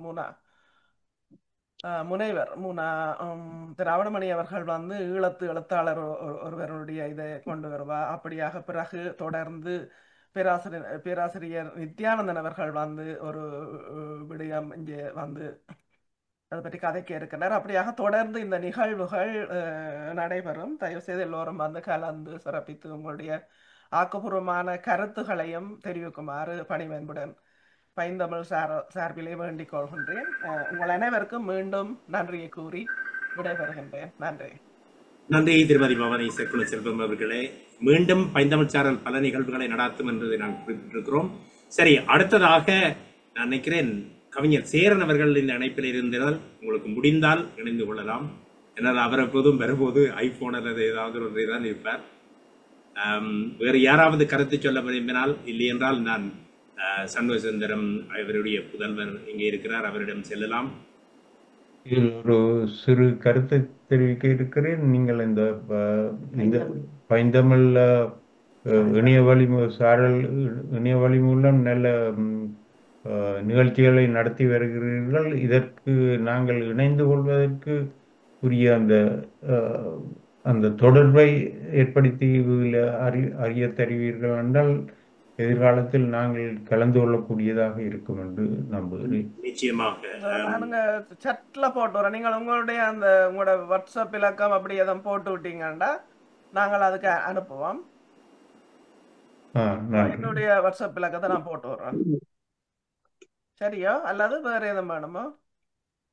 இல்ல, வாட்ஸ்அப்ல போட்டு விட்டால் நல்ல. உங்களுக்கு பதிஞ்சு கொள்ளுங்க, எழுதி எடுத்துக்கொள்ளுங்க. என்னுடைய வாட்ஸ்அப் இலக்கம் நான் இப்ப போட்டு விடுறேன். அல்லது நீங்கள் பேராசிரியர் சண்முகலிங்கம் அவர்களிடம் என்னுடைய தொடர்பு இலக்கம் இருக்கிறது, அவரின் மூலமாகவோ அவருடைய இலக்கத்தை எடுத்து நீங்கள் அனுப்பியிருக்கலாம். நாங்கள் ஒவ்வொரு நிகழ்வையும் உங்களுடைய வாட்ஸ்அப் ஊடாக அனுப்பி கொண்டிருப்போம். அப்பொழுது நீங்கள் அதை பார்க்கக்கூடியதாக இருக்கும். ராஜ் குலராஜா என்ற முகநூலிலேயும் பவானி சக்குன செல்வம் அவர்களுடைய அந்த பவானி தம்பிராஜா என்ற முகநூலிலேயும் இந்த நிகழ்வுகள் பதிவாகி வரும் ஒவ்வொரு முறையும். அதனூடாகவும் நீங்கள் அந்த நிகழ்வுகளை கண்டுகொள்ளலாம். சரி, அடுத்ததாக நாம் இங்கே தமிழருவி சண்முக சுந்தரம் அவர்களுடைய மகனார் சண்முக சுந்தரம் அருள்முருகநாதன், அப்படியா சரியா சொல்கிறேனோ தெரியவில்லை, அவரை இந்த அருள்முருகனார். வணக்கம் ஐயம். வணக்கம். நன்றி, வணக்கம். எல்லோருக்கும் அன்பான பணிவான வணக்கங்கள். எனக்கு பெயர் வச்சது பேராசிரியர் நித்யானந்தன் அவர்கள் தான். நான் பிறந்த பொழுது அப்பாவுடைய துண்டை கொண்ட ஆண் குழந்தை பிறந்து விட்டுக்கொண்டு உடனே அந்த துண்டிலேயே அருள்முருகனார் என்று பெயரை வைத்து விட்டார். இந்த புத்தகம் ஒரு மிகப்பெரிய உழைப்பு. என்னிடம் ஒரு விதமான பிரதிகள் கூட இருக்கவில்லை, எல்லாமே யுத்தத்திலே அழிந்து விட்டது. சிலவற்றை நான் பேராசிரியர் நான் அவரை சொல்லுவேன், அண்ணாண்டு தான் சொல்லுவேன், அண்ணேண்டு தான் சொல்லுவேன். சண்முகம் சொல்லி சிலதுகள் மிக மிக அருமையான பதிவுகள். முக்கியமாக தந்தை செல்வா அவர்கள் அப்பாக்கள் 20-25 கடிதங்கள், தன் கைப்பட எழுதிய கடிதங்கள், அதிலே தட்டச்சு செய்தப்பட்டு தான் கையெழுத்திட்ட கடிதங்கள், புலவர் பிரஞ்சித்திரனார் அவர்கள், தனிநாயகமடிகளார் அவர்கள், பெரியவர்கள் எழுதிய பல கடிதங்கள் எல்லாமே அழிந்து விட்டு, இறுதியாக இந்த புத்தகங்களை தேடி போகும்போது ஒஸ்லோலே பேராசிரியர் ரகுபதி அவர்களை கண்ட பொழுது தேடி போனேன். அவரிடம் தேடி போனேன். மனதுக்குள்ளே ஒரு உறுத்தல் இருந்தது, அதை கொண்டு வர வேண்டும். அவரிடம் தேடி போன பொழுது அவர் எனக்கு சொன்னது, இறப்பதற்கு சில காலங்களுக்கு முன்னுக்கு எல்லா பிரதிகளிலிருந்தும் 5 பிரதிகளை தன்னிடம் கொண்டு வந்து கொடுத்து, அப்பா அநேகமாக அந்த மோனை என்ற சொல்வதை அதிகமாக பாய்ப்பார். சிக்கல் மோனை இந்த புத்தகம் முன்னோட்ட இருக்கட்டும், ஒரு நேரம் தேவைப்படும், தேடி வருவார்கள்னு சொன்னார். அப்பொழுது பேராசிரியர் சொன்னார், வேலையை தொடங்கும் அருள்முருகன், நான் என்னாலான உதவிகளை செய்கிறேன் என்று. ரகுபதி அவர்களுடைய ஊக்கம் மிகப்பெரிய ஊக்கம். கொக்குவிலேயும் கனடாவிலேயும் இருந்த புத்தகம். அதற்கு முதலாக 2 வருடங்களுக்கு முதலில் பேராசிரியர் சண்முலிங்கம் அண்ணட்டை சொன்னேன், அன்னை செய்வோம் சொன்னார், உம்முடனா கட்டாயம் செய்ய வேணும், நாங்கள் செய்வோம் என்று. பிறகு இப்படியே காலங்கள் கழிஞ்சு அது தட்டுப்பட்டு போனபடியால் எந்த விதமான பதிப்பறிவும் இல்லாத எனக்கு கண்ணுக்கு முன்னால் நின்றது மாலிங்க சிவம். எங்களுக்கு ஒரு உற்ற உறவினர், பக்கத்து வீட்டு வேலி, பெரும் தமிழ் பற்றுள்ளாக்கள், தமிழ் புலவர் பாரதிநாசத்துடைய மகன். மாலிங்க சிவத்திட்ட கேட்டு இருக்கா தேடி எடுத்து இருக்கா செய்வோம் உண்டு. உடனே அவர் சொன்னது ஓம் செய்வோம் என்று சொல்லி, அந்த மாலிங்க சிவத்துக்கு கூட கிடைச்ச இன்னொரு அரும்பெரும் ஒரு சகோதரன் தான் ரமேஷ். இந்த 2 பேரிடையும் இந்த பொறுப்பை நாங்கள் முட்டாக ஒப்படைத்து விட்டோம். நோர்வேலிருந்து பேராசிரியர் ரகுபதி அவர்கள் இயக்கி கொண்டிருக்க நாங்கள் தேடி தேடி இதை கண்டு யாழ்ப்பாணம் போன பொழுது கிட்டத்தட்ட ஒரு நடுக்கடல்ல நிற்கிற நிலைமை தான் இருந்தது. இந்த பக்கம் திரும்போது இந்த பக்கம் சில 1954ஆம் ஆண்டு சுதந்திர நிலை எழுதிய பதிவுகள் கூட எங்களுக்கு கிடைக்கக்கூடியதாக ஏற்பாடுகள் செய்யப்பட்டிருந்தது, கிடைத்து கொண்டே இருந்தது. நடுக்கடலை நின்ற பொழுது எங்களை அணைச்சு விட்டது பேராசிரியர் அண்ணன். நான் சொல்ற சண்முலிங்கம் ஐயா வாடான்னு சொன்னார். விட்ட போய் இருக்கிறது, காலமும் மத்தியானம் பின்னேரம் அவரோட இருக்கிறது, சாப்பாடும் அங்கதான், தண்ணியும் அங்கதான், அவரோட இருந்து எப்படி இந்த நிலாத்தையும் கொண்டு வந்த அந்த அச்சுக்கூடத்தாருக்கு நாங்கள் மிகுந்த வலியையும் வேதனையும் தான் கொடுத்து, அவர்கள் எந்த பிழையும் இல்லை என்றால் கிண்ட வந்து கொண்டே இருக்கு. அதுவும் அந்த சுவடைச்சாலைக்குள்ளாக ரகுபதி அவர்கள் பேராசிரியர் அவர்கள் அனுப்பிய சரவணன் என்ற ஒரு நோர்வேயில் ஒரு நூலகம் ஊடாகம் எங்களுக்கு கிடைத்து கொண்டு இருக்க இதை எங்க சேர்ப்பது எங்க விடுவது என்றது பொழுது எல்லாத்தையும் தொகுத்து தந்தவர் பேராசிரியர் சண்முலிங்கம். இரவா வீடு காடமே ஒரு நாள் 9 மணிக்கு போறேன், ஐஸ் இல்லை என்று சொன்னா, என்னத்துக்கு அண்ணன் எந்த நேரம் ஐஸ் என்று கேள்வியடா ராமுழுக்க பார்த்து நான் கண் ஓதுன்னு சொல்லி. எல்லாருடைய உழைப்பு, இந்த 4 பேர் நாங்கள் இந்த 2 மலைகளுக்கு நடுவில், ரகுபதி ஒரு மேல, சண்முலிங்கத்தை இன்னொரு நடுவில், நானும் ரமேஷும் மாலிங்க சிவம். இந்த புத்தகம் மேல கொண்டு வந்தது மிக மிக மிக 2 பேரோட உழைப்பு, மிக மிக கஷ்டப்பட்டேன். ஆனால் அப்பாவை நான் அறிந்த நான் தமிழரை சண்முகத்தை எனக்கு உண்மையில தெரியாது. இப்போது இந்த புத்தகங்கள் வாசிக்கும் பொழுதும் இல்லாட்டி அங்கே புத்தக வெளியீட்டிலே பேராசிரியர் அவர்களை போன்றவர்கள் பேசும்போதும் பழம்பெரும் விநாயகமுத்தி மாசப்புற பேராசிரியர் அவர்களை அழைத்ததும் ஒரு மிகப்பெரிய விஷயம். இங்கே வந்தவர்களும் மிகப்பெரிய ஆளுமையா இருந்ததும் அந்த புத்தக வெளியிட்டு ஒரு மிகவும் சிறப்பாக அமைந்தது. இந்த புத்தகத்தை நாங்கள் தொகுத்த நான் இல்லை ரமேஷோ அல்லது மாலிங்க சிவமோ அல்லதுக்கு பின்னாலே நின்று நானோ இல்லாட்டி இந்த புத்தகத்தை எழுதி தந்து விட்ட அப்பாவோ தமிழ் சண்முகமோ கூட ஒரு நாளைக்கு மறக்கப்பட்டு விடலாம். ஆனால் அந்த புத்தகத்திலே சொல்லியிருக்கிற விஷயங்கள் பேராசிரியர் சொன்னது போலதான் விஷயங்கள் எங்கள் மக்களை திரும்ப தூண்டி கொண்டே இருக்கும் என்றதுல எனக்கு எந்த விதமான மாற்றுக்கள். வாசிக்க சந்தோஷமே இருக்கு. அப்பா ஒரு பொழுதும் ஒரு கலைஞர், நான் வைரமுத்து நடைமணி வைரமுத்து அவருக்கு வீட்டுக்கு போய் ஒரு மகளை இந்த புத்தகம் வெளியிட்டு அழைத்த பொழுது என்னை வாடான்னு சொல்லி இதுலதான்டா அப்பா இருந்து காய்ப்பின்னு நன்றி வரும். ஒரு கலைஞரையும் அப்பா எங்கள் வீட்டுக்கு கூப்பிட்டு பேட்டி கண்டதோ இல்லாட்டி கேட்டது எல்லாரும் அவர்களுடைய இடத்துக்கு தான் போவார். அந்த ஆசாரியார் இருந்தாலும் சரி, எந்த அவர்களுடைய வீட்டு அவர்களுடைய பட்டடையிலே அவர்களுடைய வீட்டு மனையில இருந்தால் தான் அது உண்மையான பதிவுகளை பெற முடியும் என்று நம்பினவர். தங்கம்மா அவர்களுடைய தங்கம்மா அவர்கள் வீட்டுக்கு வந்து சொல்றார்கள், மாஸ்டர் நான் வீட்டை வாரன் இல்லை, நான் எழுதுபவர் நீங்கள் சொல்லுவர், நான் சொல்வதற்கு உங்களிடமிருந்து தான் கேட்கொண்டு அவருடைய இடம் போய்த்தான் அப்பா எல்லாத்தையும் கேட்டு அந்த புத்தகத்தையும் எழுதி. ஆனால் இது ஒன்றும் எதிர்பாராத நூற்றாண்டு விழாவிலே இந்த புத்தகம் வெளிவந்தது மிகப்பெரிய ஒரு தெய்வ செயல் என்று தான் சொல்லணும். அது மாற்றும் கந்தசாமி கோவில் கும்பாபிஷேகம் முடிஞ்ச ஒரு கிழமையிலே இந்த புத்தகத்தையும் நாங்களும் வெளியிட்டு விட்டுருக்கோம். வெளியீட்டுக்கு பின்னால் என்று அத்தனை பேருக்கும் உதவி செய்த அத்தனை பேர்களுக்கும் இந்த புத்தகம் எல்லோரும் கேட்கிறார்கள், அனுப்புவது பெரும் சிரமமா இருக்கு. கிட்டத்தட்ட 2 கிலோ இந்த புத்தகத்தின் வெயிட். இங்கே இருந்து நோர்வேக்கு அனுப்புனா $70 முடியுது 1 கிலோவுக்கு. ஆனால் எல்லாரும் கேட்டுக்கொண்டிருக்கேன். நான் ஏழுமான வரையில மிக விரைவில் எல்லாருடைய கைகளிலையும் கிடைக்க வேண்டுபவர்கள் அறிய தருவோம். எல்லாருக்கும் இந்த புத்தகத்தை தருவோம். மட்டக்களப்பிலே இந்த புத்தகத்துக்கு மிகப்பெரிய வரவேற்பு பேராசிரியர் ஜெயசங்கர் மூலமாக மிகப்பெரிய வரவேற்பையும் ஒரு நாள் கருத்தரங்கையும் வைப்பதற்கு முயற்சி செய்து கொண்டிருக்கின்றார்கள்.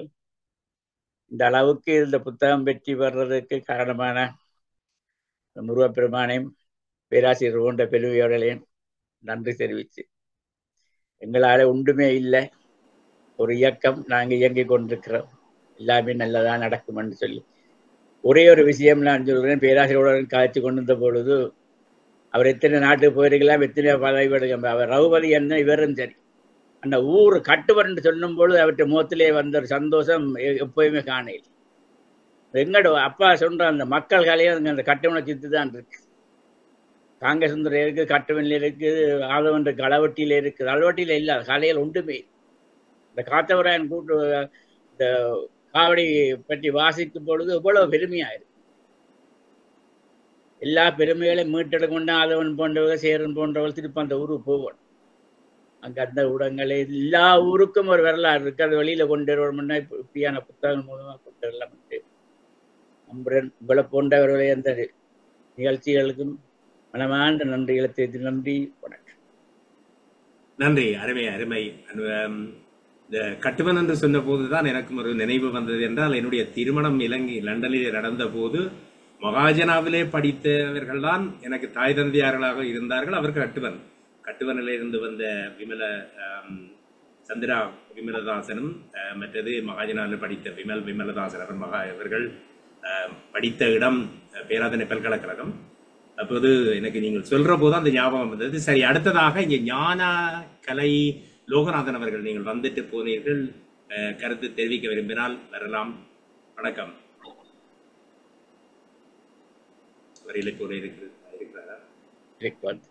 வணக்கம், வணக்கம் எல்லோருக்கும் வணக்கம். நான் மகாஜனாவில் 5ஆம் வகுப்புல இருந்து படித்தது. சண்முகசுந்தர மாஸ்டரை நன்றாக தெரியும். ஆனால் எனது துரதிர்ஷ்டவசமோ தெரியாது, நான் அவரிடம் படிக்கவில்லை ஒரு காலமும். ஆனால் இதில் ஒரு மிகவும் சந்தோஷமான விஷயம் என்னென்றால், அருள்முருகன் மகனாக இருந்து அது அவர் செய்த எல்லா தமிழ் கட்டுரைகளோ புத்தகங்களோ எல்லாவற்றையும் ஒன்று இணைத்து ஒரு புத்தகமாகி தனது தந்தையின்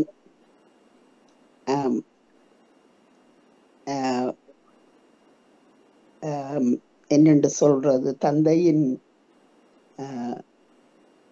அவற்றை நினைவாக அவருடைய அறிவுரைகள் பலவற்றையும் அடங்கியுள்ள அந்த புத்தகத்தை வெளியிடுவது மகாஜனாவை சார்ந்த பெரும்பாலும் எங்கட சங்கம் சார்ந்து, ஆஸ்திரேலியாவில் இருக்க சங்கம் சார்ந்து மிகவும் மிகவும் ஒரு மகிழ்ச்சிகரமான ஒரு அலுவல். அத்துடன் அது மாத்திரமல்லாமல் அதே ஸ்கூல்ல அவரிடம் எத்தனையோ விதமாக நாடகங்களிலேயோ பேச்சு போட்டிகளிலேயோ பங்கு பற்றிய எனது சகமானவரான பேராசிரியர் சண்முகலிங்கன் அதில் உரையாற்றுவது என்பது இன்னும் அதற்கு மெருகூட்டி அது எங்கள் மகாஜனா குடும்பங்களுக்கு ஒரு பெரும் வெற்றி விழாவாக நடந்தது. மிகவும் மகிழ்ச்சிகரமான ஒரு செயல். அவ்வளவுதான் நான் சொல்லலாம். தேங்க்யூ. நன்றி நன்றி, உங்கள் கருத்துக்கு நன்றி. அடுத்ததாக டாக்டர் சிவரஞ்சினி சுப்பிரமணியம் அவர்கள் நீங்கள் இருக்கிறீர்கள், கதைக்க விரும்பினால் கதைக்கலாம். வணக்கம். அங்கே செல்லையா சுப்பிரமணியம் அவர்களும் இருக்கிறார். கதைக்கணும். அவதான் இந்த மூலவர்கள் என்ன தொடுத்து விட்டார் கதைக்கணும். வணக்கம், உங்களுடைய ஒலிவாங்கியை சரி செய்து கொள்ளுங்கள். வணக்கம் வணக்கம். எல்லோருக்கும் மாலை வந்தனங்கள். முக்கியமாக பேராசிரியருக்கு விசேஷ வந்தனம். அவர் சண்முகசுந்தரம் மாஸ்டரை பற்றி கூறுகின்ற பொழுது, நான் மகாஜனாவிலே 69, 70 2 வருஷம்தான் படித்தேன். பேராசிரியரோடு ஒரே வகுப்பில் படித்தேன். அந்த வேளையில் இப்பொழுது அவருடனான தொடர்புகள் எனக்கு பெருசாக இருக்கவில்லை. ஆனால் அவருடைய உருவம் சாடியாக அந்த புகார் மாதிரி தெரிகிறது. அவர் அப்போது ஆசிரியராக இருந்தார். அவருடனான தொடர்புகள் பெருசாக இருக்கவில்லை. ஆனால் பேராசிரியருக்கு நிறையவே இருந்திருக்கும். அதனால் அவரை பற்றியும், அதாவது ஒரு ஆளுமையை பற்றி, அவருடைய அறுவடைகள் பற்றி, இன்னொரு பெரிய ஆளுமை எடுத்தியம்புவது என்பது உண்மையில் பார்ப்பதற்கு சிறப்பாகவும் இங்கிதமாகவும் இனிமையாகவும் இருந்தது. அந்த விதத்திலே இன்றைய பொழுது அவர் தமிழருவி சண்முகசுந்தரம் அவர்களுடைய உழைப்புகள், அறுவடைகள், அவர் செய்த சேவைகள், அவருடைய இலக்கிய முயற்சிகள் என்பவற்றை இன்றைக்கு தான் எனக்கு கூடுதலாக கேட்கக்கூடியதாக இருந்தது. அந்த விதத்திலே பேராசிரியருக்கு நன்றிகளும் பாராட்டுகளும் சொல்ல வேண்டும். மீண்டும் அவருக்கு நன்றியும் பாராட்டும் சொல்லிக்கொள்ள விளைகிறேன். ஆசிரியர் அவர் என்றதை தவிர்த்து கதையிடா இல்ல, என்ன பிரச்சனை, கதைக்கிறது போன்ல அப்படித்தான் கதைக்கிறது. சரியில்லை, சரி. அப்ப இதுல கதைக்கிறேன். இப்பவே அங்கே கண்ட ஞாபகங்களோட சேம் கிளாஸ் ஞானகலை, அப்படித்தானே? ஞானகலை அது என்னென்றால், இப்ப எனக்கு இவருடைய அக்காவாக இருக்கட்டும் அல்லது பேராசிரியராக இருக்கட்டும், முதலாவது அவர்கள் கதைக்கிற போது என்ன ஆர் என்றாலும் நல்லா பழகிட்டாருன்னா உடனே டே என்று தான் வரும். என்னுடைய பேசுகிற போது அப்படித்தான் பேசுவார். ஆனால் இது நிகழ்ச்சி என்பதனால் கொஞ்சம் அடக்கமாக நீங்கள் பேசினீர்கள் போல் தெரிகிறது. நன்றி நன்றி. அடுத்ததாக வேறு யாராவது இன்னும் ஒரு 2 அழைப்படை எடுத்துக்கொண்டு நாங்கள் நிகழ்ச்சியை முடிவு கொண்டு வர இருக்கிறோம். யாராவது கருத்து தெரிவிக்க விரும்பினால் நீங்கள் இணைந்து கொள்ளலாம். சரி, ஒருவரும் வருவதாக தெரியவில்லை. பேராசிரியர்கள், நீங்கள் பேசுகின்ற போது அந்த பண்டித்தெழுச்சி அம்மன், அது எனக்கு அனுபவம். என்னுடைய தாய் தந்தையர் சரசாலை வடக்கு சாவச்சேரியை சேர்ந்தவர்கள். அப்பொழுது நான் அந்த சின்ன வயதிலேயே அந்த அம்மன் கோயிலுக்கு சென்றது, அந்த அங்கே பாடுகின்ற பாடல்கள், வண்டி மாடு கட்டி போற போது அவர்கள் இரவிலே எப்படியெல்லாம் பாடிக்கொண்டு போய்கொண்டிருப்பார்கள். இரவு நடிச்சாமத்திலே தான் செல்வம் முடிய பொங்குவதற்காக. நன்றி நன்றி. அருமையான ஒரு நிகழ்வு. இறுதியாக பேராசிரியரிடம் மீண்டும் செல்கிறேன். உங்களுடைய நீங்கள் கருத்தை ஏதாவது தெரிவிக்க விரும்பினால் தெரிவித்துக் கொள்ளலாம். அத்தோடு இந்த நிகழ்ச்சியை நான் முடிவுக்கு கொண்டு வர இருக்கிறேன். வணக்கம் பேராசிரியர். வணக்கம் ராஜ். இதுல நிறைய பேசிக்கொண்டே இருக்கலாம். இந்த ஸ்னோபால் மாதிரி அப்படியே போய்கொண்டே இருக்கும். என்ற மிக நிறைவான ஒரு விஷயம். இந்த நூல் இப்பொழுது உங்களுக்கு அவைலபிளா இருக்குது, எல்லாம் தொகுத்து வந்து இருக்குது. அப்ப இந்த நூலை நாங்கள் தேடி படிக்க வேண்டும். இது சம்பந்தமான கலந்துரையாடல்களை கூட நீங்கள் தொடர்ந்து நடத்தலாம். உண்மையிலே மாவட்டபுரம் தான் அவருடைய வீடு. உண்மையில அவருடைய விலாசம் கந்தசாமி கோயில் அடி.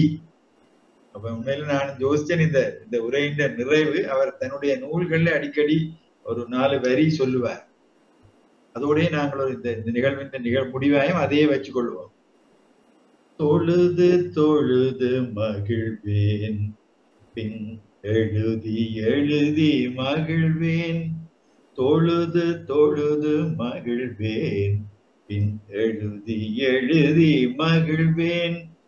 என்னை எழுத வைத்த முருகன், உன்னை தொழுவேன் முருகா.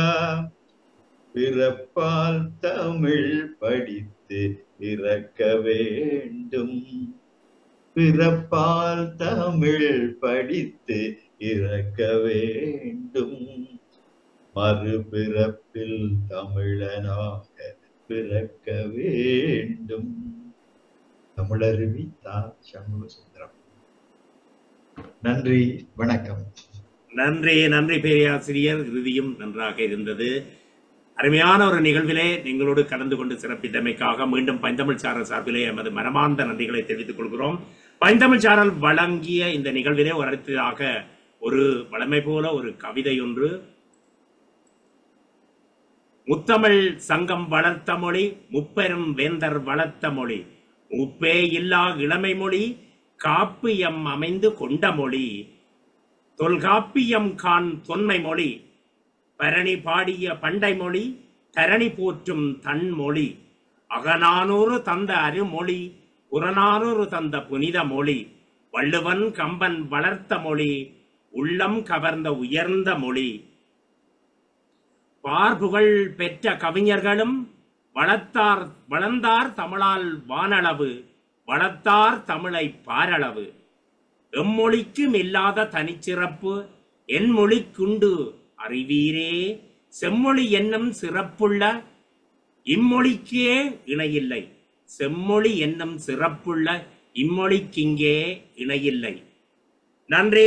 இந்த நிகழ்விலே இதுவரை நாம் எல்லோரும் கலந்து சிறப்பித்து எல்லோரும் சிறப்பித்தீர்கள், நன்றாக இருந்தது. இந்த நிகழ்ச்சி போன்று மீண்டும் பல நிகழ்வுகளை நாம் நடத்த காத்துக் கொண்டிருக்கிறோம்.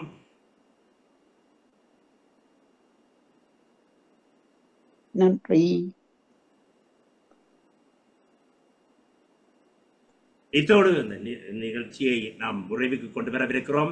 இதுவரை நேரமும் நீங்கள் கேட்டு மகிழ்ந்தது ஈழத்து தமிழ் பண்பாட்டு வரலாற்று எழுதுகையில் தமிழருவி தானா சண்முகசுந்தரம் அவர்களுடைய நிகழ்வு.